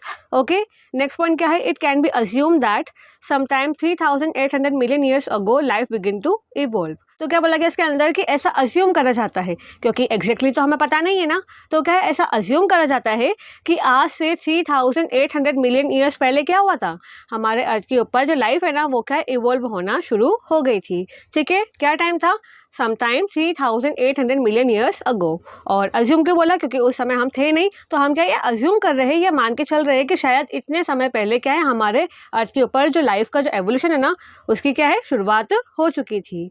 Okay, keep in mind. अब यहाँ पर उसके एवोल्यूशन के स्टेजेस की बात करते हैं। ठीक है, तो स्टेज नंबर 1 यहाँ पर क्या है, प्रिमिटिव एटमॉस्फेयर। मैंने आपको बताया कि पहले क्या था, लाइट गैसेस से पूरा जो एटमॉस्फेयर था वो था कॉन्स्टिट्यूट था हाइड्रोजन और हीलियम। और यहाँ पर एक मेजर रोल प्ले करता है कौन, वॉल्केनिक इरप्शन, जहाँ से क्या है गैसेस और वाटर वेपर वगैरह निकले। तो क्या हुआ हमारा यहाँ पर स्टेज नंबर 1 क्या है, वो प्रिमिटिव एटमॉस्फेयर। अब यहाँ पर क्या है, early earth had gases like carbon dioxide, methane, ammonia, water vapour. और कहाँ से निकले, ये अर्थ के इंटीरियर से निकले। ठीक है, अर्थ के इंटीरियर से कैसे निकले, बायो कंटिन्यूअस वॉल्केनिक इरप्शन। ठीक है, यानी वॉल्केनोस वगैरह के वेंट में से ये सब चीज़ें निकली। ठीक है, क्या क्या निकला, carbon dioxide, methane, ammonia, water vapour. पर उस समय क्या था, फ्री ऑक्सीजन नहीं था। और फ्री ऑक्सीजन नहीं था तो इसका मतलब क्या है कि यहाँ पर क्या है, अभी इस समय लाइफ एग्जिस्ट नहीं कर सकती थी, क्योंकि हमें क्या चाहिए, ऑक्सीजन, और वो तो थी नहीं। तो इसी वजह से क्या है, हमारे अर्थ सरफेस के ऊपर उस समय कोई भी लाइफ एग्जिस्ट नहीं कर सकती थी।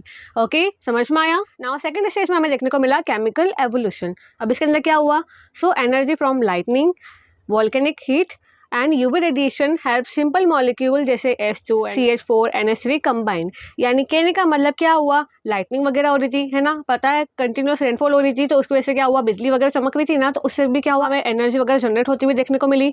फिर क्या हुआ, वॉल्केनिक हीट, है ना, जो उससे निकल रहा था उससे वेंट सब चीज़ें, तो उसकी वजह से हीट वगैरह डेवलप हुई, तो वॉल्केनिक हीट। और साथ ही साथ उस समय क्या था, हमारा वेल डेवलप क्या है, एटमॉस्फेयर वगैरह भी नहीं था, तो उस समय क्या था, स्ट्रॉन्ग जो सोलर विंड है ना वो क्या है थी, यानी उनका असर बहुत ज़्यादा था हमारी अर्थ के ऊपर। तो क्या हुआ, जो एनर्जी प्रोड्यूस हुई from lightning, volcanic heat and from UV radiation, इससे क्या हुआ, जो पहले हमारे पास हमारे अर्थ के ऊपर जो सिंपल मॉलिक्यूल्स मौजूद थे ना, जैसे हाइड्रोजन, अमोनिया, मीथेन, तो वो क्या हो गए, कंबाइन हो गए अब। और उन्होंने क्या करा, formed organic molecule in ocean. कहाँ पे बनाया, ओशन के अंदर बनाया। यानी इसी वजह से क्या है, हम कहते हैं कि जो ओशंस है ना वहाँ पर फर्स्ट ऑफ ऑल क्या है, लाइफ की शुरुआत हुई थी। ठीक है, तो क्या हुआ, इन जो है सिंपल मॉलिक्यूल है, इन्होंने क्या है, इनके चलते क्या करा, जो है ऑर्गेनिक मॉलिक्यूल बनाया, जैसे amino acid, sugar and proteins. ठीक है, यानी इस स्टेज के अंदर क्या हुआ, हमें केमिकल एवोल्यूशन देखने को मिला। यानी यहाँ पर जो एनर्जी प्रोड्यूस हुई from lightning, volcanic heat and UV radiation, इसकी वजह से क्या हुआ, जो सिंपल मॉलिक्यूल थे ना उन्होंने क्या है, अब कंबाइन होकर ऑर्गेनिक मॉलिक्यूल बनाना शुरू कर दिया इन ओशंस, जैसे amino acid, sugars and proteins. Fine. Then next stage आती है हमारे पास फॉर्मेशन ऑफ प्रोटोसेल्स। अब यहाँ पर क्या है, so organic molecules gradually join to form complex compound. अब क्या हुआ, ये जो ऑर्गेनिक मॉलिक्यूल है ना, इन्होंने भी क्या फर्दर ज्वाइन होकर क्या बनाया, कॉम्प्लेक्स कंपाउंड। यानी पहले सिंपल मॉलिक्यूल था, सिंपल मॉलिक्यूल ने क्या बनाया, कंबाइन होकर ऑर्गेनिक मॉलिक्यूल। अब नेक्स्ट स्टेज के अंदर क्या हुआ, अब ये जो ऑर्गेनिक मॉलिक्यूल है ना, इन्होंने भी क्या कंबाइन होकर क्या बनाया, कॉम्प्लेक्स कंपाउंड। नेक्स्ट ठीक है, इसके अंदर this assembled into protocells in oceans. और अब ये प्रोटोसेल्स क्या है, non living cells like structure और इनएनिमेट मैटर। यानी क्या हुआ, ऑर्गेनिक मॉलिक्यूल ने मिलकर क्या बनाया, कॉम्प्लेक्स कंपाउंड। और ये जो असेंबल हुआ है ना, तो इनसे क्या बना, प्रोटोसेल्स इन ओशंस। अभी जो प्रोटोसेल्स है ना, वो क्या बेसिकली क्या है, so non living cell like structure और इनएनिमेट मैटर। यानी क्या है, ये क्या नॉन लिविंग सेल्स जैसे स्ट्रक्चर थे, या हम कह सकते हैं कि इनएनिमेट मैटर थे। यानी इनके अंदर अभी वो जो लाइफ या वो जान वाली चीज़ होती है ना, वो नहीं थी। यानी वो क्या नॉन लिविंग सेल की जैसे एक स्ट्रक्चर बना था इन ओशन। क्या नाम था उसका, प्रोटोसेल्स। ठीक है, this were not true life but first step towards living system.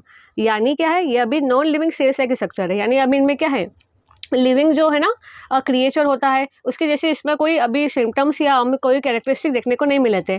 But यहाँ पर क्या हो गया था, हमें जो है ना लिविंग सिस्टम, उसकी तरफ एक फर्स्ट स्टेप बढ़ता हुआ देखने को मिल रहा था। यानी यहाँ से क्या, इसने एक तरह से हम कह सकते हैं फाउंडेशन का काम करा for the beginning of the life on the अर्थ। तो वही बात इसके अंदर बोला गया कि ये क्या ट्रू लाइफ तो नहीं है, बट हमारे अर्थ सरफेस के ऊपर जो लाइफ है ना, उसके एग्जिस्टेंस के लिए ये क्या है, एक पहला कदम है या first step towards living systems. Fine. Now next step आती है हमारे पास अपीयरेंस ऑफ फर्स्ट लाइफ। अब यहाँ पर क्या हुआ, so about 3.5 to 4 billion years ago first unicellular life appeared in ocean. अब क्या हुआ, आज से 3.5 या 4 बिलियन ईयर्स पहले क्या हुआ, हमें ओशंस के अंदर फर्स्ट यूनिसेलुलर लाइफ देखने को मिली थी। यानी प्रोटोसेल्स वगैरह तो चल रहे थे। अब उसके बाद अगर हम देखें आज से 3.5 या 4 बिलियन ईयर्स पहले ना, तो हमें क्या है, हमारे ओशन के अंदर फर्स्ट यूनिसेलुलर लाइफ देखने को मिली थी। पहले तो क्या था, नॉन लिविंग था। बट अब हमें क्या है, यहाँ पर एनारोबिक हमें क्या है, एग्जिस्टेंस देखने को मिला। यानी कहने का मतलब क्या है, आज से 3.5 या 4 बिलियन ईयर्स पहले क्या हुआ, हमें फर्स्ट टाइम हमारे जो है ना अर्थ के ओशंस के अंदर हमें यूनिसेलुलर लाइफ देखने को मिली, जो क्या थी, एनारोबिक थी। यानी वो क्या है, उस समय क्या है, विदाउट ऑक्सीजन सर्वाइव कर रही थी ओशन के अंदर। ठीक है, यानी पहले तो प्रोटोसेल्स था, नॉन लिविंग जो है पूरे कैरेक्टरिस्टिक को बता रहा था, यानी non living cell like structure था। बट फोर्थ स्टेज के अंदर क्या हुआ, हमें अगर हम देखें ना, तो हमें ओशंस के अंदर फर्स्ट यूनिसेलुलर लाइफ देखने को मिली। यानी अब उसने क्या, थोड़े थोड़े जो लिविंग क्रिएचर है ना, उसके सिम्टम्स या उसके कैरेक्टरिस्टिक शो करना शुरू कर दिया था। और ये क्या था, एनारोबिक था, यानी सर्वाइव तो कर रहा था but without oxygen. Okay, now next stage में क्या हुआ, एवोल्यूशन ऑफ कॉम्प्लेक्स लाइफ। अब यहाँ पर क्या है, let some organism develop photosynthesis releasing oxygen. अब क्या हुआ, फाइनली क्या हुआ, हमें कॉम्प्लेक्स लाइफ का एवोल्यूशन देखने को मिला। कैसे देखने को मिला कि क्या है, कुछ ऑर्गेनिज्म अब क्या हुआ, डेवलप हुए हमारे ओशन के अंदर, और उन्होंने क्या परफॉर्म करी, प्रोसेस फोटोसिंथेसिस। यानी फोटोसिंथेसिस उन्होंने क्या करी, परफॉर्म करी या डेवलप करी। और इसी से क्या हुआ, हमें क्या है, ऑक्सीजन का रिलीज देखने को मिला ओशन के अंदर भी। और जब ओशन के अंदर अच्छे सैचुरेटेड अमाउंट में ऑक्सीजन आ गई, तो उसका क्या है, हमें रिलीज देखने को मिला एटमॉस्फेयर के अंदर भी। यानी यहाँ से आया हमारे अर्थ के एटमॉस्फेयर के अंदर oxygen. Okay, now next point क्या है, this led to the oxygen rich atmosphere. और इसी से क्या हुआ, हमें ऑक्सीजन रिच हमारा एटमॉस्फेयर देखने को मिला। और अब यहाँ पर क्या हुआ, सो यहाँ पर हमें फर्स्ट ऑफ ऑल मैंने आपको बताया कि आज से 3.5 या 4 बिलियन ईयर्स पहले क्या हुआ था, हमारे अर्थ के ओशन के अंदर हमें यूनिसेलुलर लाइफ देखने को मिली थी, जो क्या थी, एनारोबिक थी, यानी ऑक्सीजन के बिना ही सर्वाइव कर रही थी। तो अब क्या हुआ, फ्रॉम यूनिसेलुलर हमें क्या है, अब लाइफ यहाँ से इवोल्व होती हुई हमें देखने को मिली, क्योंकि फोटोसिंथेसिस के थ्रू क्या हो गया था, ऑक्सीजन आ गया था ना एटमॉस्फेयर के अंदर। तो अब क्या हुआ, हमें फ्रॉम यूनिसेलुलर हमें क्या है, अब देखने को मिले सेलुलर ऑर्गेनिज्म, ठीक है, प्लांट्स, एनिमल्स, और फाइनली क्या हुआ, हमें ह्यूमन का एवोल्यूशन देखने को मिला on the surface of the अर्थ। ठीक है, तो ये था हमारा जो बायोस्फीयर है ना, उसका एवोल्यूशन, जो क्या है हमारे बेसिकली हमारे अर्थ के एवोल्यूशन का लास्ट स्टेज था या लास्ट फेज था। और इन्हीं स्टेजेस के चलते हमें क्या, हमारे अर्थ सरफेस के ऊपर क्या है, लाइफ देखने को मिली थी। Okay, fine. Now next topic आता है हमारे पास मॉडर्न थ्योरीज। अब मॉडर्न थ्योरीज क्या होता है, उसके हम फटाफट से यहाँ पर बात करते हैं। So modern theories are scientifically tested and based on advanced observations. Unlike early myths, और असम्पशंस। यानी यहाँ पर क्या है, ये जो मॉडर्न थ्योरीज है ना, ये क्या होती है, साइंटिफिकली टेस्टेड होती है और ये क्या होती है, बेस्ड होती है ऑन एडवांस ऑब्जर्वेशंस। और ये क्या है, पहले जो हमने पढ़ी ना अर्ली थ्योरीज, उसकी जैसी बिल्कुल भी नहीं होती है, जिसमें क्या असम्पशन और मिथ वगैरह की बात करी जाती है। यानी पूरा का पूरा उसके अंदर होता है, हमें देखने को मिलता है। अगर हम ब्रॉड मैनर में देखें तो वहाँ पर हमें क्या देखने को मिलता है, इमेजिनेशन का रोल बहुत ज़्यादा देखने को मिलता है। बट यहाँ पर क्या है, ये जो मॉडर्न थ्योरीज है ना, ये क्या होती है, साइंटिफिकली टेस्टेड होती है और ये क्या होती है, ऑब्जर्वेशन पे बेस होती है। यानी अगर कुछ मिला ना, उसके बाद ही क्या है, वो थ्योरी के अंदर जाएगा। ठीक है, तो क्या है, ये जो मॉडर्न थ्योरीज है वो क्या साइंटिफिकली टेस्टेड होती है और बेस होती है ऑन एडवांस ऑब्जर्वेशन। ओके, अब इसको यूज करा क्यों जाता है, सो वाई यूज। अब इसका रीजन क्या है, because they provide scientific evidence based on astronomy, physics, geology, chemistry to explain the universe, solar system and earth formation. यानी यहाँ पर क्या है, ये क्या करता है, हमें ये जो मॉडर्न थ्योरीज है ना, ये क्या हमारे सामने साइंटिफिक एविडेंस देता है कि इन बेसिस पे क्या ये सब चीज़ें हुई है, to explain the universe, solar system and earth formation. यानी इन सभी के फॉर्मेशन को लेकर ये क्या हमारे सामने क्या लाता है, थ्योरीज के थ्रू हमें साइंटिफिक एविडेंस प्रोवाइड करता है कि या ऐसे ही हुआ है, या ऐसे ही हमारे जो अर्थ या हमारा जो हम कह सकते हैं यूनिवर्स, इनका फॉर्मेशन हमें देखने को मिला है। तो वो कौन बोलता है हमें, मॉडर्न थ्योरीज। अब एक एक करके सभी की बात करते हैं। फर्स्ट हम देखेंगे यहाँ पर regarding the origin of universe. यानी अब यूनिवर्स के ओरिजिन को लेकर मॉडर्न थ्योरी क्या बोलती है और कौन कौन सी है, उनकी हम यहाँ पर फटाफट से बात करते हैं। तो यहाँ पर क्या हम बेसिकली 2 थ्योरीज की आपकी बात करने वाले। फर्स्ट है हमारी बिग बैंग थ्योरी और सेकंड आता है हमारे पास Hoyle's concept of steady state. और इसके अंदर बिग बैंग थ्योरी आपकी बहुत ज़्यादा इंपॉर्टेंट है। ठीक है, अच्छे से प्रिपेयर करना, बिग बैंग थ्योरी के ऊपर आपको क्वेश्चन देखने को मिलेगा ही मिलेगा। ओके, तो बिग बैंग थ्योरी ये क्या है, मोस्ट एक्सेप्टेड थ्योरी है regarding the origin of the universe. यानी यूनिवर्स के ओरिजिन को लेकर ये जो थ्योरी बोलती है ना, तो ये क्या है, बहुत ज़्यादा सपोर्ट करी जाती है बाय द स्कॉलर्स। अब इसके अंदर क्या है, सो इन 1920 Edwin Hubble provided evidence that the universe is expanding. और एक्सपेंडिंग का मतलब क्या है कि यूनिवर्स एक्सपेंड कर रहा है। इसका मतलब कि galaxies move further and further apart. यानी कहने का मतलब 1920 के अंदर जो एडविन हबल थे ना, उन्होंने एविडेंस प्रोवाइड करा कि हमारा यूनिवर्स क्या कर रहा है, एक्सपेंड कर रहा है। यानी हमारा यूनिवर्स क्या है, टाइम के साथ साथ क्या है, एक्सपेंड करता जा रहा है, यानी बड़ा होता जा रहा है। और एक्सपेंड करने का मतलब क्या है कि यहाँ पर हमारे यूनिवर्स के अंदर क्या है, हमें देखने को मिलती है गैलेक्सीज। और ये जो गैलेक्सीज है ना, इनके बीच में डिस्टेंस क्या है, बढ़ता जा रहा है। यानी गैलेक्सीज क्या है, एक दूसरे से दूर जाती जा रही है। ठीक है, हमारी कौन सी गैलेक्सी है, मिल्की वे गैलेक्सी। ऐसे क्या है, और भी गैलेक्सी है और इनके बीच में क्या है, टाइम के साथ साथ क्या है, डिस्टेंस बढ़ता जा रहा है। दैट मीन्स व्हाट, हमारा यूनिवर्स क्या कर रहा है, एक्सपेंड कर रहा है। यहाँ पर देखते हैं स्टेजेस, जिसके अंदर क्या हुआ, हमारे यूनिवर्स का डेवलपमेंट हमें देखने को मिला है अकॉर्डिंग टू दिस थ्योरी।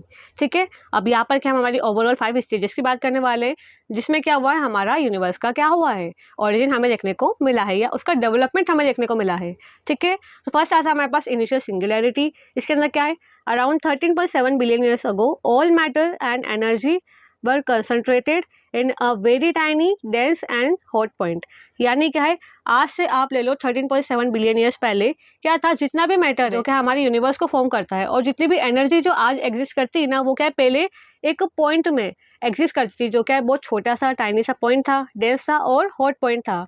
तो उसके अंदर क्या है, जितना भी यूनिवर्स को कॉन्स्टिट्यूट करने वाला मैटर प्लस जो एनर्जी है ना, वो क्या है, पहले एक सिंगल पॉइंट में ही एग्जिस्ट करती थी।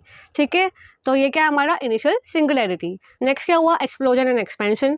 कि क्या हुआ यहाँ पर, अ मैसिव एक्सप्लोजन जिसे हम कहते हैं बिग बैंग अकर्ड। और यही से क्या हुआ, so this created space, time, matter and energy. और अब क्या है, ये जो सिंगुलर पॉइंट था ना, अब इसी का जैसे हमें क्या है, एक्सप्लोजन देखने को मिला या जैसे इसका बिग बैंग देखने को मिला, यानी ये क्या हो गया, एक्सप्लोड हो गया। अब इसके एक्सप्लोड होते ही क्या हुआ, हमें यही से क्या है, हमें स्पेस, टाइम, मैटर और एनर्जी का हमें क्या है, यहाँ पर फॉर्मेशन देखने को मिला या क्रिएशन देखने को मिला। यानी पहले क्या है, पूरा जितना भी चीज़ है यूनिवर्स को कॉन्स्टिट्यूट करने वाली, वो पहले एक सिंगुलर हम कह सकते हैं एक पॉइंट के अंदर एग्जिस्ट करती थी। पर जब इसका एक्सप्लोजन हुआ ना, जो क्या मैसिव एक्सप्लोजन था, यानी बिग बैंग हमें देखने को मिला। ठीक है, और इसी के साथ क्या हुआ, जैसे एक्सप्लोड हुई ना, तो यही से क्या हमें स्पेस, टाइम, मैटर और एनर्जी का क्या हमें क्रिएशन देखने को मिला। ठीक है, फिर उसके बाद क्या है, the expansion continues even to the present day. और ये जो एक्सपेंशन है वो क्या अभी रुका नहीं है, अभी भी आज की तारीख में भी ये क्या कर रहा है, प्रेजेंट डे में भी क्या कर रहा है, ये कंटिन्यू कर रहा है। और क्या है, it was rapid in first few second after the bang but it slow down during later stage. और क्या, जब भी नया नया हुआ था ना ये इवेंट, तो उस समय क्या है, ये जो एक्सपेंशन था ना, वो क्या है, बहुत ज़्यादा था। बट अब क्या है, लेटर स्टेज के अंदर इसका जो पेस है ना, या इसकी जो स्पीड है ना एक्सपेंशन की, वो क्या है, अब स्लो डाउन हो गई है यानी कम हो गई है। बट इनिशियली अगर हम देखें ना फर्स्ट फ्यू सेकंड के अंदर, तो ये क्या है, रैपिड एक्सपेंशन हमें देखने को मिला था बिग बैंग के बाद। ओके, नाउ नेक्स्ट पॉइंट क्या है, फॉर्मेशन ऑफ पार्टिकल। यहाँ पर क्या है, in the first few second proton, neutron and electrons were form. और क्या हुआ था बिग बैंग के फर्स्ट फ्यू सेकंड के अंदर, क्या हमें क्या है, प्रोटॉन, न्यूट्रॉन और इलेक्ट्रॉन का क्या हमें फॉर्मेशन देखने को मिला, यानी कि हमें यहाँ पर फॉर्मेशन ऑफ पार्टिकल देखने को मिला। फिर क्या हुआ, फॉर्मेशन ऑफ एलिमेंट, यानी यहाँ पर क्या, these particle combine to form light gases like hydrogen and helium. और मैंने आपको बताया था कि पहले जो हमारा जो प्रीमोर्डियल एटमॉस्फेयर था ना, उस समय मोस्टली कौन कौन सी गैसेस एग्जिस्ट करती थी, तो वो थी हाइड्रोजन और हीलियम। तो क्या हुआ, ये जो हमने देखा है ना प्रोटॉन, न्यूट्रॉन, इलेक्ट्रॉन, तो इन्होंने क्या करा, इन पार्टिकल ने कंबाइन करके क्या बनाया, बाद में चल के एलिमेंट बनाया, जैसे लाइट गैसेस बनी यहाँ से, है ना, जैसे हाइड्रोजन और हीलियम। फिर क्या हुआ लास्ट स्टेज के अंदर, formation of galaxies, stars and planet. यहाँ पर क्या हुआ, under gravitational pull huge gas clouds condense. अब क्या हमको पता है कि हमारे जो है ना स्टार्स और हमारे प्लैनेट्स वो किससे बने हैं, एक बड़ा सा गैस और डस्ट का क्लाउड था, ठीक है, उससे बने हमारे प्लैनेट्स और स्टार्स, इसका नाम क्या था, नेबुला। और इनके अंदर क्या है, ये जो गैस क्लाउड था ना, उसके अंदर काम कर रहा था ग्रेविटेशनल पुल। यानी यहाँ पर क्या है, सबके अंदर एक ही चीज़ हुई है कि क्या, अभी हम आगे पढ़ेंगे कि क्या होगा, एक बड़ा सा गैस क्लाउड होगा, उनके अंदर ग्रेविटेशनल वर्क काम करेगा, जिसमें क्या है, जो कोर है वो क्या डेंस हो जाएगा, हॉट हो जाएगा, वहाँ से कोर की फॉर्मेशन होगी और बचा हुआ जो भी चीज़ है वो प्लेनेट वगैरह बन जाएगी।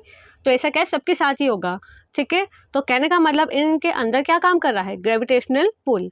और क्या हुआ है, इसकी वजह से क्या हमें क्या देखने को मिला है, giving rise to galaxies, stars and planets. तो क्या हुआ, फाइनली इन्हीं के चलते, ग्रेविटेशनल पुल के चलते हमें क्या है, बड़े बड़े जो गैस क्लाउड है वो कंडेंस होते हुए मिले हैं into galaxies, stars and planet.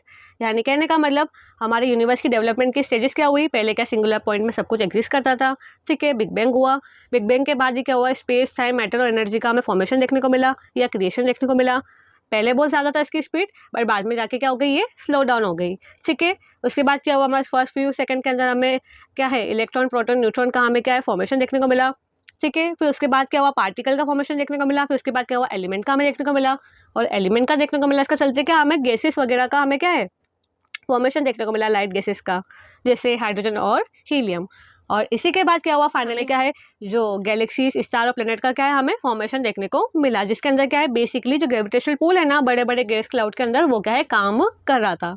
और इसी से क्या हुआ, बड़े बड़े गैस क्लाउड क्या हुए, कंडेंस हुए into galaxies, stars and planets. Fine, समझ में आ गया, क्लियर एकदम। और ये आपकी इंपॉर्टेंट है, इसको अच्छे से प्रिपेयर करना है। ओके, नाउ नेक्स्ट पॉइंट आता है फाइनल नोट। और इसके अंदर क्या है, ये थ्योरी क्या है, एक्सेप्टेड है, क्योंकि क्या है, इसके सपोर्ट में क्या है, बहुत सारे स्ट्रॉन्ग एविडेंस हमें देखने को मिले हैं। इसी वजह से क्या है, बहुत सारे स्कॉलर्स और साइंटिस्ट क्या है, इस थ्योरी को क्या करते हैं, एक्सेप्ट करते हैं। नाउ नेक्स्ट आता है हमारे पास Hoyle's concept of steady state, जो क्या है, बिग बैंग थ्योरी का पूरा उल्टा है। यानी क्या है, antithesis to big bang theory, यानी पूरा जो है ना बिग बैंग थ्योरी जो बोलती है, उसका उल्टा कौन है, Hoyle's concept of steady state. अब यहाँ पर क्या है, according to this concept the universe is consider to be रफली the same at any point of time. यानी ये बोलता है कि यूनिवर्स के अंदर कोई एक्सपेंशन देखने को नहीं मिल रहा है, जैसा जो है यूनिवर्स पहले था वैसा अभी भी है, ना ही इसका कोई बिगनिंग है ना ही कोई एंड है, यानी कोई एक्सपेंशन हमें देखने को नहीं मिल रहा है, जैसा पहले था वैसा ही अभी भी है। तो क्या बोला गया इसके अंदर, ये बोलता है कि यूनिवर्स क्या है, एटर्नल है एंड अनचेंजिंग है in its large scale appearance. यानी अगर हम लार्ज स्केल में देखें ना इसके अपीयरेंस को, तो ये क्या है, एटर्नल है, यानी इसका कोई बिगनिंग नहीं हुआ है ना ही इसका कोई एंड है, ये क्या है, एटर्नल है ना। और ये क्या है, अनचेंजिंग है। और कहने का मतलब यहाँ पर क्या है, पूरा बिग बैंग थ्योरी को क्या करता है, उसका उल्टा करता है। ये बोलता है कि ना ही कोई इसकी बिगनिंग है ना ही कोई एंड है, और एक्सपेंशन का कोई सवाल ही नहीं उठता है, तो जैसा है वैसा ही है। तो ये कौन बोलता है, Hoyle's concept of steady state. समझ में आ गया। तो ये थी हमारी टू थ्योरी हमने पढ़ी, बिग बैंग थ्योरी और holes concept of steady state. समझ में आ गया। नाउ नेक्स्ट हम बात करेंगे मॉडर्न थ्योरीज के अंदर, तो आती है रिगार्डिंग द स्टार फॉर्मेशन। यानी अब स्टार फॉर्मेशन को लेकर मॉडर्न थ्योरी क्या बोलती है, उसके फटाफट से यहाँ पर बात करते हैं। सो स्टार फॉर्मेशन ये क्या हुआ, taken place some 5 to 6 billion years ago. यानी आज से आप 5 to 6 बिलियन ईयर्स पहले की बात करो ना, तो तब क्या हुआ था, हमारे स्टार का फॉर्मेशन हमें देखने को मिला था, ठीक है। और यहाँ पर भी क्या हम स्टेजेस के अंदर सारी चीज़ें पढ़ने वाले हैं, जिससे कि आपको अच्छे से समझ में आने वाला है। तो फर्स्ट स्टेज यहाँ पर क्या है, नेबुला वाली स्टेज। मैंने आपको बताया कि सबसे पहले क्या हुआ है, ये जितने भी प्लैनेट्स वगैरह चीज़ें हैं ना, ये किससे बनी है, एक बड़े से गैस और डस्ट के क्लाउड से बनी है, जिसका नाम क्या था, नेबुला। तो फर्स्ट स्टेज क्या होगी हमारी, नेबुला स्टेज। यहाँ पर क्या है, a large cloud of gas and dust in space called nebula.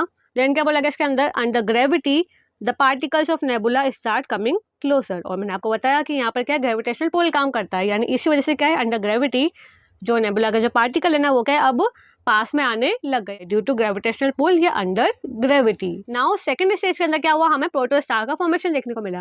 अब इसके अंदर क्या है, S gas and dust contract the core become denser and hotter. और आपको पता है कि यहाँ पर क्या ग्रेविटेशनल पुल काम कर रहा था, तो इसी से क्या हुआ, जो गैस और डस्ट का जो बड़ा सा क्लाउड है ना वो क्या टाइम के साथ साथ सुकड़ता चला गया, कॉन्ट्रैक्ट होता चला गया, या हम कह सकते हैं उसकी साइज छोटी होती चली गई। और इसी के चलते क्या हुआ, जो कोर है ना वो क्या बन गया, डेंसर बन गया और हॉटर बन गया। This hot condense mass is called protostar that is early stage of a star. यानी यहाँ पर क्या हुआ, जो कोर है ना वो क्या डेंस और हॉटर होता चला गया, है ना, क्योंकि यहाँ पर क्या है पूरे जो गैस क्लाउड के अंदर क्या है ग्रेविटेशनल पुल काम कर रहा था। और इसी के चलते क्या हुआ, जो कोर है वो क्या हो गया, डेंसर और हॉटर बन गया। और यही जो हॉट और कंडेंस मास था ना वो क्या बना हमारा, या क्या कहलाया हमारा, प्रोटोस्टार, जो कि क्या है बेसिकली जो स्टार है ना उसकी क्या है अर्ली स्टेज थी। ठीक है, यानी ग्रेविटी की वजह से क्या है वो कॉन्ट्रैक्ट होता चला गया विद द टाइम, और कोर क्या बन गया, डेंसर और हॉटर। और यही जो हॉट और कंडेंस मास है उससे क्या बोलते हैं हम, प्रोटोस्टार, जो कि क्या है बेसिकली स्टार की क्या है अर्ली स्टेज थी। नाउ थर्ड स्टेज, यहाँ पर क्या हमें न्यूक्लियर फ्यूजन देखने को मिलता है। अब यहाँ पर क्या है, when the core temperature becomes very high hydrogen atom fuses into helium. तो क्या है बोला गया इसके अंदर कि जो कोर है ना उसका टेम्परेचर जब और ज़्यादा हो गया, बहुत ज़्यादा हो गया ना, तो क्या हुआ, जो हाइड्रोजन एटम है ना वो क्या फ्यूज़ कर गए इनटू हीलियम। और इसी वजह से क्या हुआ, हमें न्यूक्लियर फ्यूजन देखने को मिला। यानी क्या हुआ, जब कोर का टेम्परेचर क्या है जैसे जैसे छोटा होता जा रहा है, कोर भी डेंसर होता जा रहा है, हॉटर होता जा रहा है, फिर एक पॉइंट ऐसा आया कि जब क्या है कोर का टेम्परेचर क्या है बहुत ज़्यादा हो गया, और ऐसा होते ही क्या हुआ, जो हाइड्रोजन है ना उसके एटम क्या है फ्यूज़ कर गए इनटू हीलियम। और इसी प्रोसेस को क्या बोलते हैं हम, न्यूक्लियर फ्यूजन। और इस न्यूक्लियर फ्यूजन की वजह से क्या हुआ, हमें ह्यूज अमाउंट ऑफ एनर्जी है ना उसका रिलीज देखने को मिला। और इसी के चलते क्या हुआ, हमें न्यू स्टार का क्या है फॉर्मेशन देखने को मिला। यानी यहाँ से क्या है स्टार तो बन गए थे, बट स्टार क्या है ट्विंकल भी तो करते हैं, शाइन भी तो करते हैं।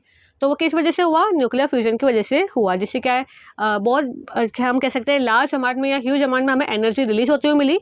और इसी से क्या हुआ, फाइनली हमें न्यू स्टार का फॉर्मेशन देखने को मिला। ठीक है, समझ में आया। यानी 3 स्टेजेस हमने पढ़ी, पहले नेबुला था, फिर क्या हुआ वहाँ से प्रोटोस्टार का फॉर्मेशन हुआ, जो कोर वगैरह वो डेंस होता चला गया, उस मास को क्या बोला हमने प्रोटोस्टार। फिर बाद में जो आती है उसकी शाइन वाली बात, वो हमें देखने को मिली न्यूक्लियर फ्यूजन की वजह से। ठीक है, जिसमें क्या है हाइड्रोजन एटम क्या है फ्यूज़ कर गए इनटू हीलियम, जिस प्रोसेस को क्या बोलते हैं हम, न्यूक्लियर फ्यूजन। और इसी से क्या हुआ, बहुत हम कह सकते हैं ह्यूज अमाउंट में हमें एनर्जी का रिलीज देखने को मिला, और फाइनली क्या हमारा हमें स्टार का फॉर्मेशन देखने को मिला। ओके, नाउ नेक्स्ट पॉइंट हम बात करेंगे यहाँ पर गैलेक्सी के बारे में। अब गैलेक्सी क्या होता है, so galaxy contain a large number of star. यानी गैलेक्सी के अंदर क्या होता है, large number of stars present होते हैं या कंटेन होते हैं, तो वो क्या होती है हमारी गैलेक्सी। और क्या बोला गया इसके अंदर, it is one of the basic building block of the universe. और सारे सारे जो यूनिवर्स है ना उसका बेसिक बिल्डिंग ब्लॉक कौन है, तो वो है गैलेक्सी। तभी तो एडविन हबल ने बोला था ना कि क्या हमारा यूनिवर्स एक्सपेंड कर रहा है, और यूनिवर्स एक्सपेंड करने का मतलब क्या है कि गैलेक्सी दूर जाती जा रही है। तो क्या हुआ, जो गैलेक्सी है ना वो क्या है बेसिक बिल्डिंग ब्लॉक है ऑफ द यूनिवर्स। समझ में आया। Now next point, diameter of individual galaxy range from 80,000 to 1,50,000 light years. और यहाँ पर लाइट ईयर्स क्या होता है वो भी मैं आपको बताऊंगी कि यहाँ पर लाइट ईयर्स क्यों यूज़ करते हैं। बट जो हमारी जो इंडिविजुअल गैलेक्सी है ना, यानी अगर हम सिंगल गैलेक्सी की भी बात करें ना, तो उसका डायमीटर रेंज करता है फ्रॉम 80,000 टू 1,50,000 लाइट ईयर्स। ठीक है, कीप इन माइंड। अब यहाँ पर लाइट ईयर्स का मतलब क्या होता है, और यहाँ पर हमने किलोमीटर यूज़ क्यों नहीं कर रहा, हम लाइट ईयर्स क्यों यूज़ कर रहे हैं, तो उसके पीछे का रीजन में मैं आपको अभी नेक्स्ट पेज पर बताने वाली हूँ। तो अब हम पढ़ेंगे यहाँ पर लाइट ईयर्स के बारे में। अब इसके अंदर क्या बोला गया है, a unit of distance not of time. यानी जो लाइट ईयर्स है ना वो क्या डिस्टेंस को बताता है, ना कि टाइम को, क्योंकि इसके पीछे लाइट ईयर्स लग रहा है ना, तो बहुत सौ को लगता है कि ये क्या टाइम बताता है, बट एक्चुअली ऐसा नहीं है। ये क्या है डिस्टेंस की यूनिट है, नॉट ऑफ टाइम। यानी ये क्या है डिस्टेंस को मेजर करता है स्पेस के अंदर, ना कि टाइम को। ओके, नेक्स्ट बोला गया इसके अंदर, it is a distance that light travels in 1 year. यानी 1 साल के अंदर लाइट को कितना क्या डिस्टेंस ट्रेवल करने को पड़ रहा है, तो वो क्या होता है लाइट ईयर। यानी कहने का मतलब आसान भाषा में कि 1 साल के अंदर लाइट कितना डिस्टेंस ट्रैवल करती है, तो वो क्या था हमारा 1 लाइट ईयर। ओके, समझ में आ गया। तो ये क्या होगी आपकी एक 1 लाइन डेफिनेशन होगी लाइट ईयर की। देन क्या बोला गया है, light travels at a speed of 3 lakh kilometre पर सेकेंड। यानी लाइट की ट्रेवलिंग स्पीड क्या है, पर सेकेंड 3 लाख किलोमीटर ट्रैवल करती है कौन, लाइट। ओके, तो लाइट की ट्रेवलिंग स्पीड क्या है, ऑफ अबाउट 3 लाख किलोमीटर पर सेकेंड। अब बात आती है कि हम इसी को यूज़ क्यों करते हैं, हम किलोमीटर में क्यों नहीं देखते। सो since galaxies and stars are very far away, scientists use light year to measure distances in space instead of kilometer। क्योंकि किलोमीटर में देखेंगे ना तो बहुत ज़्यादा नंबर आएगा, है ना, तो हमें क्या है उसको पूरा का पूरा उसके बारे में रिसर्च वगैरह करने में बहुत हेक्टिक हो जाएगा। तो इसी वजह से इतनी ज़्यादा जो डिस्टेंस है ना इनके बीच में, तो उसको मेजर करने के लिए क्या है जो साइंटिस्ट है ना वो क्या स्पेस के अंदर जो डिस्टेंस है ना उसको मेजर करने के लिए क्या यूज़ करते हैं, क्या यूज़ करते हैं, लाइट ईयर्स को यूज़ करते हैं, क्योंकि गैलेक्सी और स्टार्स के बीच में क्या है, बहुत ज़्यादा डिफरेंस है, यानी बहुत ज़्यादा दूर दूर ये सब चीज़ें हैं। तो इसी वजह से क्या है, साइंटिस्ट यूज़ करते हैं light years to measure distance in space instead of kilometers. समझ में आ गया, क्लियर एकदम। नाउ नेक्स्ट हम पढ़ेंगे हमारा regarding the formation of planet, यानी स्टार्स का हमने समझ लिया, उसके अंदर गैलेक्सी हमने समझ ली, हमने लाइट ईयर्स को समझ लिया। अब हम पढ़ेंगे यहाँ पर regarding the formation of planet, यानी अब मॉडर्न थ्योरी के अकॉर्डिंगली प्लेनेट का फॉर्मेशन कैसे हुआ, तो उसके रिगार्डिंग हम यहाँ पर फटाफट से रिवाइज करते हैं। तो फर्स्ट आता है हमारे पास फॉर्मेशन ऑफ प्लेनेट। यहाँ पर भी क्या हुआ, नेबुलर क्लाउड स्टेज। मैंने आपको बताया कि सब क्या है, गैस और डस्ट के क्लाउड से बने हैं, जिसका नाम क्या था, नेबुला। सो क्या है, huge cloud of gas and dust called nebula was present in the early solar system, यानी क्या है, अर्ली सोलर सिस्टम के अंदर क्या है, एक बड़ा सा गैस और डस्ट का क्लाउड था, जिसका नाम क्या था, nebula. Okay, now next stage के अंदर क्या हुआ, फॉर्मेशन ऑफ सन। और यहाँ पर क्या हुआ, due to gravitational collapse most of the material gathered at the centre to form the sun. और यहाँ पर क्या है, मैंने ये भी बताया था कि ग्रेविटेशनल पुल यहाँ पर काम करता है, तो इस वजह से क्या हुआ, जो नेबुला के जो पार्टिकल्स है ना वो क्या अब पास में आने लग गए। सो सेम इधर यहाँ पर भी हुआ। यहाँ पर क्या हुआ, ड्यू टू ग्रेविटेशनल कोलैप्स जो मैटर था ना वो क्या है, गैदर होना शुरू हो गया एट द सेंटर, और इसी से क्या हुआ, हमें सन का फॉर्मेशन देखने को मिला। नेक्स्ट स्टेज आती है हमारे पास स्टेज नंबर 3। यहाँ पर क्या है, फॉर्मेशन ऑफ प्लेनेटेसिमल। यहाँ पर क्या है, the remaining matter around the sun cooled and condensed into small solid bodies called planetesimal। यानी क्या हुआ, कोर की तरफ क्या हो गया, सन का फॉर्मेशन हो गया। अब क्या है, सन के अराउंड जो मैटर था ना वो भी क्या हुआ, समय के साथ साथ क्या हुआ, वो भी कूल हुआ, कंडेंस हुआ, और कंडेंस होने के बाद क्या होता है, चीज़ें सिकुड़ने लगती है। तो सेम चीज़ यहाँ पर भी हुई कि यहाँ पर क्या हुआ, सन के अराउंड जो मैटर था ना वो भी क्या हुआ, कूल और कंडेंस हुआ। और किस में हुआ, वो स्मॉल सॉलिड बॉडीज़, यानी स्मॉल सॉलिड बॉडीज़ के अंदर क्या हुआ, पूरा जो मैटर था ना सन के अराउंड वो क्या हुआ, कंडेंस हुआ। उसका नाम क्या था, प्लेनेटेसिमल। ठीक है, समझ में आया, यानी प्लेनेटेसिमल की फॉर्म में सन के अराउंड जितना भी मैटर था ना वो क्या है, कूल और कंडेंस हुआ, जो कि क्या है, बेसिकली स्मॉल सॉलिड बॉडीज थी। ओके, नाउ नेक्स्ट स्टेज के अंदर क्या हुआ, एक्रेशन ऑफ प्लेनेटेसिमल। यानी क्या हुआ, सन के अराउंड जो मैटर था वो क्या कूल और कंडेंस होकर क्या बनाया उसने, प्लेनेटेसिमल। अब क्या होगा, जो प्लेनेटेसिमल है ना वो भी क्या है, मिलके क्या बनाएंगे, कंबाइन होके एक थोड़ी बड़ी बॉडी बनाएंगे, है ना, जिसे क्या बोलेंगे हम, प्रोटोप्लैनेट्स। ठीक है, अब स्टेज 5 के अंदर क्या हुआ, formation of planets. Protoplanets gradually grew into size, cleared their orbit and evolved into the present day planets। अब क्या हुआ, ये जो है ना प्रोटोप्लैनेट्स, जो क्या है, जो प्लैनेटेसिमल है उनसे मिलके बने थे। कौन बने थे, प्रोटोप्लैनेट्स। ठीक है, अब जो प्रोटोप्लैनेट है ना उन्होंने भी क्या है, मिलके एक कुछ और बड़ी बॉडी बनाई, जिसका नाम क्या था, क्या वो क्या बने आगे चल के हमारे प्लैनेट्स, यानी स्टेप बाय स्टेप चल रहा है। ठीक है, पार्टिकल्स ठंडे हुए तो क्या बना, प्लैनेटेसिमल। अब प्लैनेटेसिमल ने मिलकर बनाया प्रोटोप्लैनेट्स। अब फर्दर यही जो प्रोटोप्लैनेट्स है ना उनसे ही क्या मिलकर बनाया हमारे प्लैनेट्स, जो कि क्या है, टाइम के साथ साथ ये जो प्रोटोप्लैनेट्स है वो क्या है, बड़े होते गए। उन्होंने अपना जो रास्ता है, जो सन के अराउंड उनको घूमना है ना वो क्लियर करते गए, और इवेंचुअली वो क्या बन गए, हमारे अभी करंट जो प्लैनेट्स है ना वो क्या है, बन गए, यानी यहाँ से बने हमारे प्लैनेट्स। तो क्या है, स्टेप बाय स्टेप चला, planetesimal, then protoplanets, then planets. Okay fine, समझ में आ गया। नाउ नेक्स्ट हम पढ़ेंगे यहाँ पर regarding solar system and its origin. यानी यहाँ पर क्या हम सोलर सिस्टम से रिलेटेड जो फैक्ट है वो पढ़ेंगे, और कैसे उसका ओरिजिन हुआ तो उसके बारे में भी हम यहाँ पर पढ़ने वाले हैं। सो क्या बोला गया इसके अंदर, about its origin. So the nebula from which our solar system is suppose to have been form started its collapse and core formation, जिससे क्या हुआ, हमारा सन का ओरिजिन हुआ। और वो कब हुआ था, sometime 5 to 5.6 billion years ago. यानी अगर हम हमारे सोलर सिस्टम के ओरिजिन की बात करें ना, किससे बना है, वो नेबुला से बना है। ठीक है, और ये जो नेबुला है ना उसका कोलैप्स, और साथ ही साथ उसके अंदर जो कोर फॉर्मेशन हुआ था ना, जिससे क्या हुआ, हमें हमारे सन का फॉर्मेशन या ओरिजिन देखने को मिला, तो वो कब हुआ था, तो वो हुआ था sometime 5 to 5.6 billion years ago. यानी क्या है, आज से 5 to 5.6 बिलियन ईयर्स पहले क्या हुआ था, हमारा ये जो नेबुला है ना उसका कोलैप्स हुआ था, और उसके अंदर क्या बना था, कोर फॉर्मेशन हुआ था, जिससे क्या हुआ, हमें हमारे सन का ओरिजिन देखने को मिला। अब इसी से क्या हुआ, जो प्लैनेट्स है ना वो कब बने हैं, तो वो बने हैं अबाउट 4.6 बिलियन ईयर्स अगो। यानी क्या है, जो नेबुला है उससे अगर हम देखें सन कब बना है तो उसका ड्यूरेशन अलग है, उससे प्लैनेट्स कब बने हैं तो उसका ड्यूरेशन अलग है। यानी सब कुछ साथ में नहीं हुआ है, बहुत लंबा समय लगा है कि सन का फॉर्मेशन कब हुआ है, प्लैनेट्स का कब हुआ है। बट एक बात बिल्कुल क्लियर है कि इनका जो फॉर्मेशन है वो क्या है, गैसियस क्लाउड से हुआ है, जिसका नाम है नेबुला, पर इनकी ड्यूरेशन अलग अलग है। और आपसे पूछा जाता है कि जो प्लैनेट्स है उसका फॉर्मेशन कब हुआ था, तो वो हुआ था अबाउट 4.6 बिलियन ईयर्स अगो। यानी आज से 4.6 बिलियन ईयर्स पहले क्या हुआ था, हमारा प्लैनेट्स का फॉर्मेशन हमें देखने को मिला था फ्रॉम द नेबुला। समझ में आ गया, क्लियर एकदम। अब सोलर सिस्टम क्या है, सो हम इसके बारे में आप थोड़ा सा पढ़ते हैं। सो अबाउट सोलर सिस्टम क्या है, first point, it consist of the sun, जो कि क्या है हमारा star, 63 moon, millions of smaller bodies like asteroids and comets and huge quantity of dust grains and gases। तो ये सब क्या है, मैटर कॉन्स्टिट्यूट होता है हमारे सोलर सिस्टम के अंदर। ओके, देन आता है हमारे पास, हम बात करते हैं यहाँ पे प्लैनेट्स के बारे में। तो टोटल क्या हमें यहाँ पर 8 प्लैनेट्स देखने को मिलते हैं। 4 होते हैं इनर प्लैनेट्स और 4 होते हैं हमारे आउटर प्लैनेट्स। इनर प्लैनेट्स ये क्या होते हैं, इसके अंदर कौन कौन आता है, मरकरी, वीनस, अर्थ और मार्स। आउटर प्लैनेट्स के अंदर आते हैं जुपिटर, सैटर्न, यूरेनस और नेपच्यून। अब अगर हम इनर प्लैनेट्स की बात करते हैं ना, तो ये फाउंड होते हैं between the sun and the belt of asteroid. यानी सन है ना, तो उसके बाद हमें क्या 4 हमें प्लेनेट देखने को मिलते हैं। वो क्या हमारे इनर प्लेनेट, फिर बीच में आती है बेल्ट ऑफ एस्टेरॉइड, और बेल्ट ऑफ एस्टेरॉइड के बाद आते हैं हमारे जुपिटर, सैटर्न, यूरेनस और नेपच्यून। यानी क्या है, जो सन और जो बेल्ट ऑफ एस्टेरॉइड है ना, उसके बीच में जो हमें 4 प्लैनेट्स देखने को मिलते हैं, वो क्या हमारे 4 इनर प्लैनेट्स। और बेल्ट ऑफ एस्टेरॉइड के बाद में जो हमें प्लैनेट्स देखने को मिलते हैं, वो कौन से हमारे आउटर प्लैनेट्स, जो कितने हैं 4। तो क्या हुआ, ये फाउंड होते हैं between the sun and the belt of asteroid. और वही जो हम आउटर प्लैनेट्स की बात करें ना, तो ये क्या है, found after the belt of asteroid. Fine. अब क्या है इसके अंदर कि ये जो इनर प्लैनेट्स है ना, इन्हें क्या बोलते हैं हम, टेरेस्ट्रियल प्लैनेट्स, यानी अर्थ के जैसे, यानी अर्थ लाइक, यानी अर्थ के जैसे प्लैनेट्स। ऐसा क्यों बोलते हैं उसके में हम आगे बात करेंगे।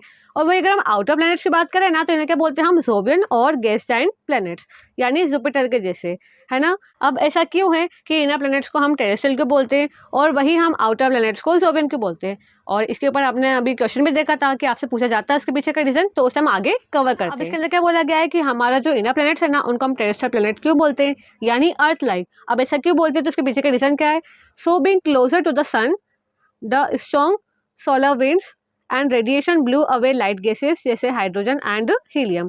तो क्या मैंने आपको बताया कि पहले क्या है, जितने भी प्लैनेट्स है उनके अंदर कौन सी गैसेस से पूरा जो एटमॉस्फेयर उनका कॉन्स्टिट्यूट था, तो वो था हाइड्रोजन और हीलियम। और साथ ही साथ मैंने आपको ये भी बताया कि इनकी लोकेशन क्या है, सन के बाद और एस्टेरॉइड बेल्ट से पहले, यानी उनके बीच में क्या आता है, हमें 4 प्लैनेट्स देखने को मिलते हैं। तो क्या हुआ, इनकी लोकेशन क्या है, सन के पास है, और सन के पास है तो इस वजह से क्या है, यहाँ पर हमें स्ट्रॉन्ग सोलर विंड्स देखने को मिलेगी।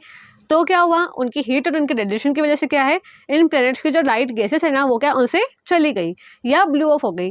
पहले क्या था, सारी प्लैनेट्स का जो एटमॉस्फेयर था ना, वो किससे बना था, हाइड्रोजन और हीलियम। पर ये जो शुरुआत के 4 प्लैनेट है ना, इनका क्या है, सन के पास है और वहाँ पर स्ट्रॉन्ग सोलर विंड हमें देखने को मिलती है। और देखा जाए तो इनकी ग्रेविटी भी इतनी ज़्यादा इतनी होल्ड नहीं कर पाई इन गैसेस को, तो इस वजह से इनकी जो गैसेस है ना, लाइट गैसेस, वो क्या इनसे चली गई या इस टाइप ऑफ हो गई। ठीक है। और क्या बोला गया इसके अंदर, only heavy metals like rocks and metal condense making them solid and Rocky. और इसी वजह से क्या हुआ, लाइट गैसेस तो चली गई, तो इसी वजह से क्या हुआ, इन प्लैनेट्स के क्या है, हैवी मेटल्स बचे रह गए और वही क्या हो गए, कंडेंस हो गए, जैसे रॉक्स एंड मेटल, वो क्या हो गए, इनके कंडेंस हो गए। और इसी वजह से ये जो प्लैनेट्स है ना, हमारे 4 प्लैनेट्स, या हमारे कह सकते हैं 4 इनर प्लैनेट्स, ये क्या हो गए, या ये क्या बन गए, सॉलिड एंड रॉकी, यानी गैसेस वगैरह तो चली गई।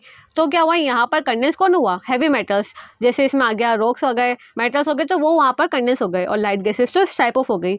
और इसी वजह से ये जो 4 हमारे प्लैनेट्स है ना, वो क्या हो गए, अर्थ लाइक बन गए, या ये क्या बन गए, सॉलिड एंड रॉकी बन गए। ओके, नाउ हम बात करें अगर जोवियन प्लैनेट्स की ना, तो ये क्या है, being far from the sun the solar heat was weak and could not blew away light gases. और ये क्या है, एस्टेरॉइड बेल्ट के बाद में देखने को मिलता है, यानी ये क्या है, सन से काफ़ी दूर होते हैं। तो इसी वजह से यहाँ पर पहुँचते पहुँचते जो सोलर हीट है ना, वो क्या है, वीक पड़ जाती है, और वहाँ से इनके एटमॉस्फेयर में से वो क्या है, लाइट गैसेस को हटा नहीं पाती है। और इसी वजह से इनके पास क्या रह जाती है, इनकी खुद की हाइड्रोजन, हीलियम और आइसिस वगैरह रह जाती है, जिससे क्या बन जाते हैं, बड़े बड़े गैसियस प्लैनेट बन जाते हैं, या इसी वजह से ये क्या होते हैं, गैसियस प्लैनेट होते हैं।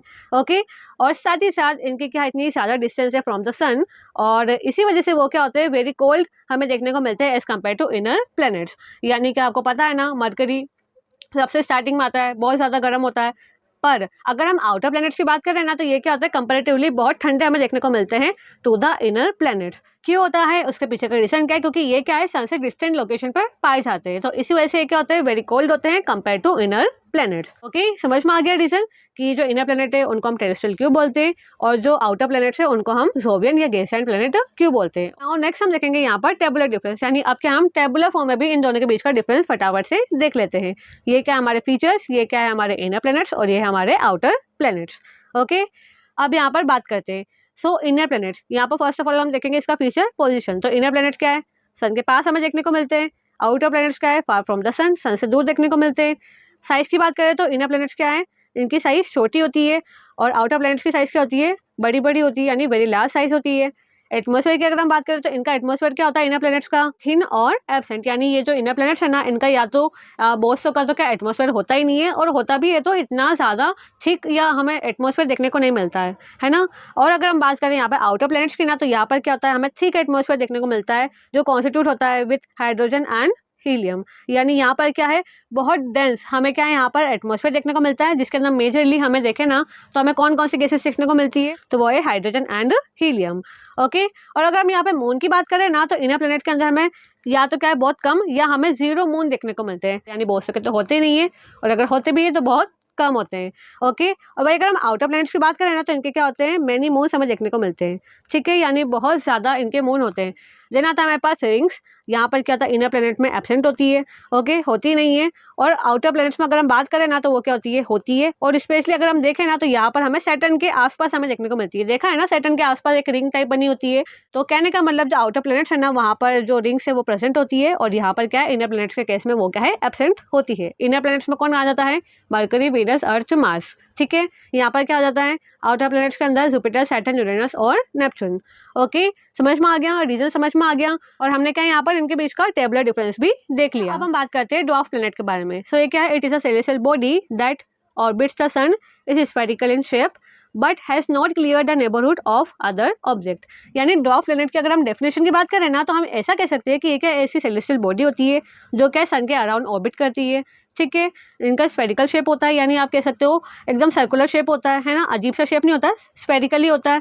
बट इनका डिफरेंस क्या आ जाता है कि ये प्लैनेट से अलग क्यों होते हैं, क्योंकि क्या है दोनों चीज़ें तो प्लैनेट के पास भी होती है, प्लैनेट भी ये सब चीज़ें करते हैं, पर क्या चीज़ है कि ये प्लैनेट नहीं होते बल्कि ये क्या होते हैं ड्वार्फ प्लैनेट होते हैं।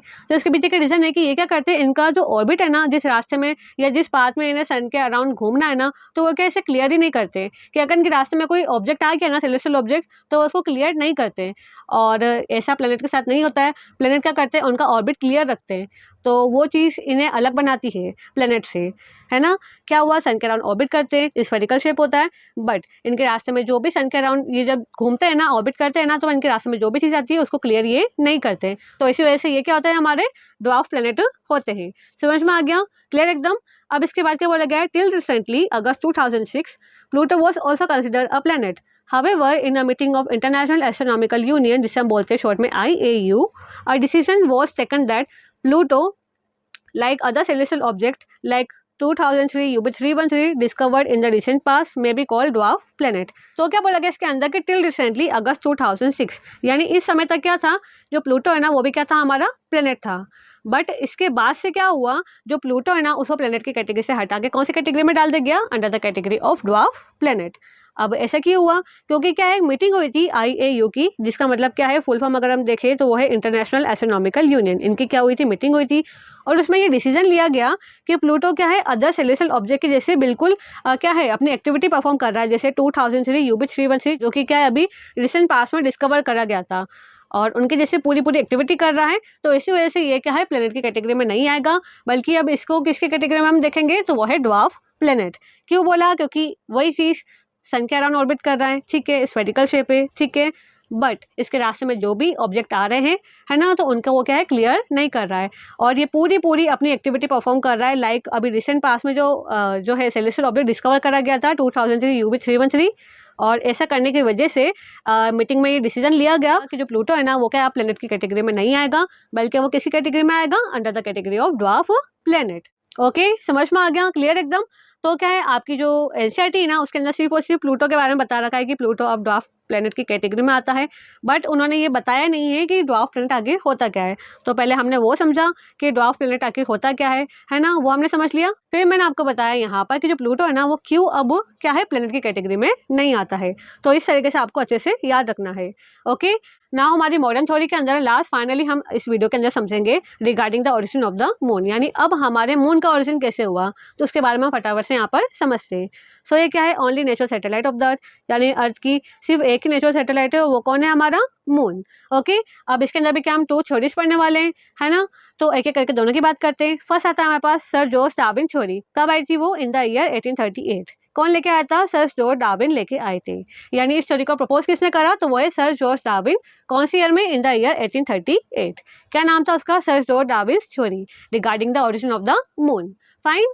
ओके, अब हम समझते हैं हमारी सर स्टुअर्ट डार्विन की थ्योरी। अब उन्होंने क्या बोला था? So he said that earth was spinning very fast in the beginning. उन्होंने ये बोला उनकी थ्योरी के अंदर कि इनिशियली जब हमारी अर्थ नई नई बनी थी ना, तो वो क्या है बहुत जल्दी क्या कर रही थी? स्पिन कर रही थी, यानी क्या है बहुत जल्दी जल्दी घूम रही थी, है ना, बिगिनिंग के अंदर। और उसकी वजह से क्या हुआ? A piece of earth material broke away due to this rapid spin and become the moon. उन्होंने बोला कि जब हमारी जो अर्थ है ना, जो क्या नई नई बनी थी, यंग स्टेज में थी, तो वो क्या है अपनी एक्सिस पे क्या है बहुत जल्दी जल्दी घूम रही थी। अब क्या हुआ? इतना रैपिड स्पिन करने की वजह से उन्होंने बोला कि हमारे अर्थ का जो मटेरियल है ना, वो क्या है अर्थ से अलग हो गया। ठीक है, यानी कहने का मतलब उन्होंने बोला कि हमारा अर्थ है, ठीक है, रैपिडली स्पिन कर रही है, इसकी वजह से क्या हुआ? वो क्या पहले एक डंबल शेप बॉडी बना और इवेंचुअली क्या हो गया? वो अर्थ से अलग हो गया, अर्थ से टूट गया, है ना, अलग हो गया एक पीस ऑफ हमारा अर्थ का मटेरियल। और इसकी वजह से क्या हुआ? वो क्या इवेंचुअली क्या बन गया? आगे चल के हमारा मून बन गया। यानी कहने का मतलब रैपिड स्पिन करा और रैपिड स्पिन करने की वजह से क्या हुआ? हमारे जो है ना अर्थ से एक मटेरियल क्या हो गया? टूट के अलग हो गया और इवेंचुअली क्या बन गया? वो हमारा मून बन गया। किसने बोला? सर स्टुअर्ट डार्विन ने बोला उनकी थ्योरी के अंदर इन द ईयर 1838। और उन्होंने बोला कि ना आप देखो कि ना ये जो मटेरियल सेपरेट हुआ है ना, तो इसका हमें एक एविडेंस भी देखने को मिलता है कि क्या देखने को मिलता है हमें कि अभी जो पैसिफिक ओशन का जो हमें बेसिन या डिप्रेशन देखने को मिलता है ना, कि इतना डीप हमें गड्ढा टाइप देखने को मिलता है, डिप्रेशन देखने को मिलता है ना, तो वो वही जगह है जहाँ से वो मटेरियल सेपरेट हुआ है।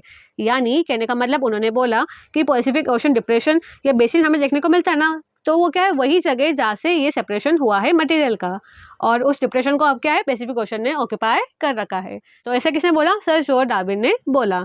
अब फाइनली क्या हुआ? तो ये जो थ्योरी है ना जो सर जॉर्ज डार्विन ने दी, इसे क्या है रिजेक्ट कर दिया गया। क्यों कर दिया गया? क्योंकि जो साइंटिस्ट है ना उन्होंने बोला कि earth could not have spun so fast without breaking apart.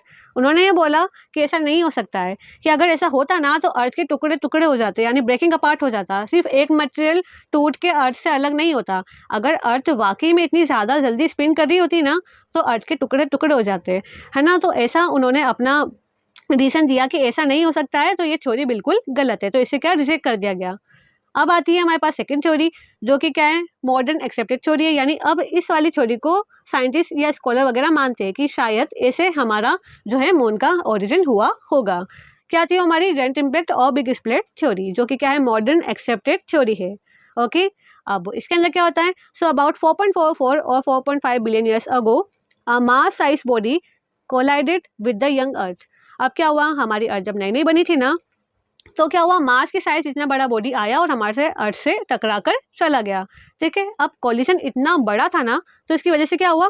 एक मोल्टन मटेरियल क्या हो गया? हमारे अर्थ से अलग होकर स्पेस में चला गया। क्योंकि आपको पता है हमारी अर्थ क्या थी? शुरुआत में बहुत गर्म थी ना, हॉट थी, तो इसी वजह से उसका जो मटेरियल था वो भी क्या था? मोल्टन स्टेट में था, है ना। और कोलिजन बहुत बड़ा था, मार्स की जितनी बड़ी बॉडी हमारे जो है अर्थ से आके टकरा गई, और टकराने की वजह से क्या हुआ? एक मोल्टन मटेरियल क्या हो गया? हमारे अर्थ से अलग हो गया। अब ये जो मटेरियल है ना, ये भी क्या एक साथ एकदम एक जैसा नहीं हुआ, अलग हो गया, टुकड़े टुकड़े में क्या हो गया? अलग हो गया, है ना। तो क्या हुआ? मोल्टन मटेरियल क्या हो गया? अर्थ से अलग होकर स्पेस में चला गया।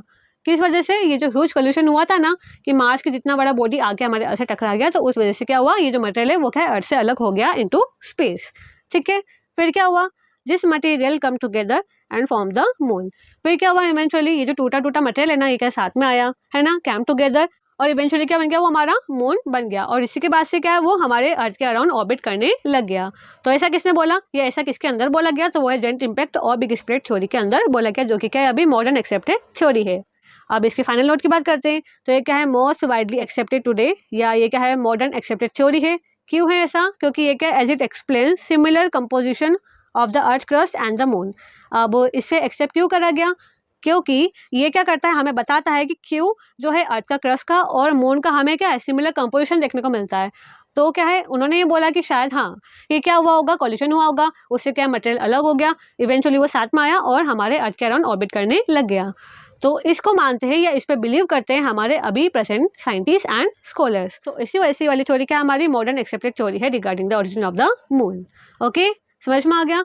तो बच्चों इसी के साथ हमने क्या कर लिया? पूरा का पूरा आपका चैप्टर का अच्छे से हमने रिवाइज कर लिया। मैंने पूरी कोशिश करी कि आपके लिए जितना हो सकता है उतनी मैं सिंप्लीफाइड फॉर्म में आपको नोट्स प्रोवाइड करूँ और आपको समझाऊँ। तो ऐसा करने में बहुत मेहनत लगती है। सो प्लीज़ लाइक करना वीडियो, और आपका एक लाइक, एक सब्सक्राइब और एक शेयर मेरे लिए बहुत मैटर करता है। और हम आगे भी ऐसे ही आपके और जो चैप्टर्स हैं ना जो आपको लग रहे हैं हार्ड, बट मैं आपके लिए ईजी बना दूंगी। सो प्लीज़ इसको शेयर करना अपने फ्रेंड सर्कल के अंदर, अपने स्कूल के अंदर, है ना, जिससे मुझे मोटिवेशन मिलेगा to make more such videos for you like this. और नेक्स्ट रेडी रहना, मैं आपके लिए मोस्ट इंपॉर्टेंट क्वेश्चन वाली वीडियो भी आपके लिए लाने वाली हूँ। इसमें आपको बताऊंगी कि कैसे आपको क्वेश्चन अटेम्प्ट करना है, कैसे आपकी अप्रोच होनी चाहिए और कौन कौन से इंपॉर्टेंट क्वेश्चन है, और वो क्वेश्चन आपके एग्जाम में सेट होने के चांसेस बहुत ज़्यादा होंगे। ठीक है, तो उनको मैं आपके लिए लाने वाली हूँ। So stay tuned for more. So thanks for giving me your precious time. I hope you like the video, और अगर वीडियो अच्छा लगा है तो please make sure to like the video. और मिलते हैं आपसे बच्चों से अपने नेक्स्ट वीडियो के अंदर। Thank you and bye bye.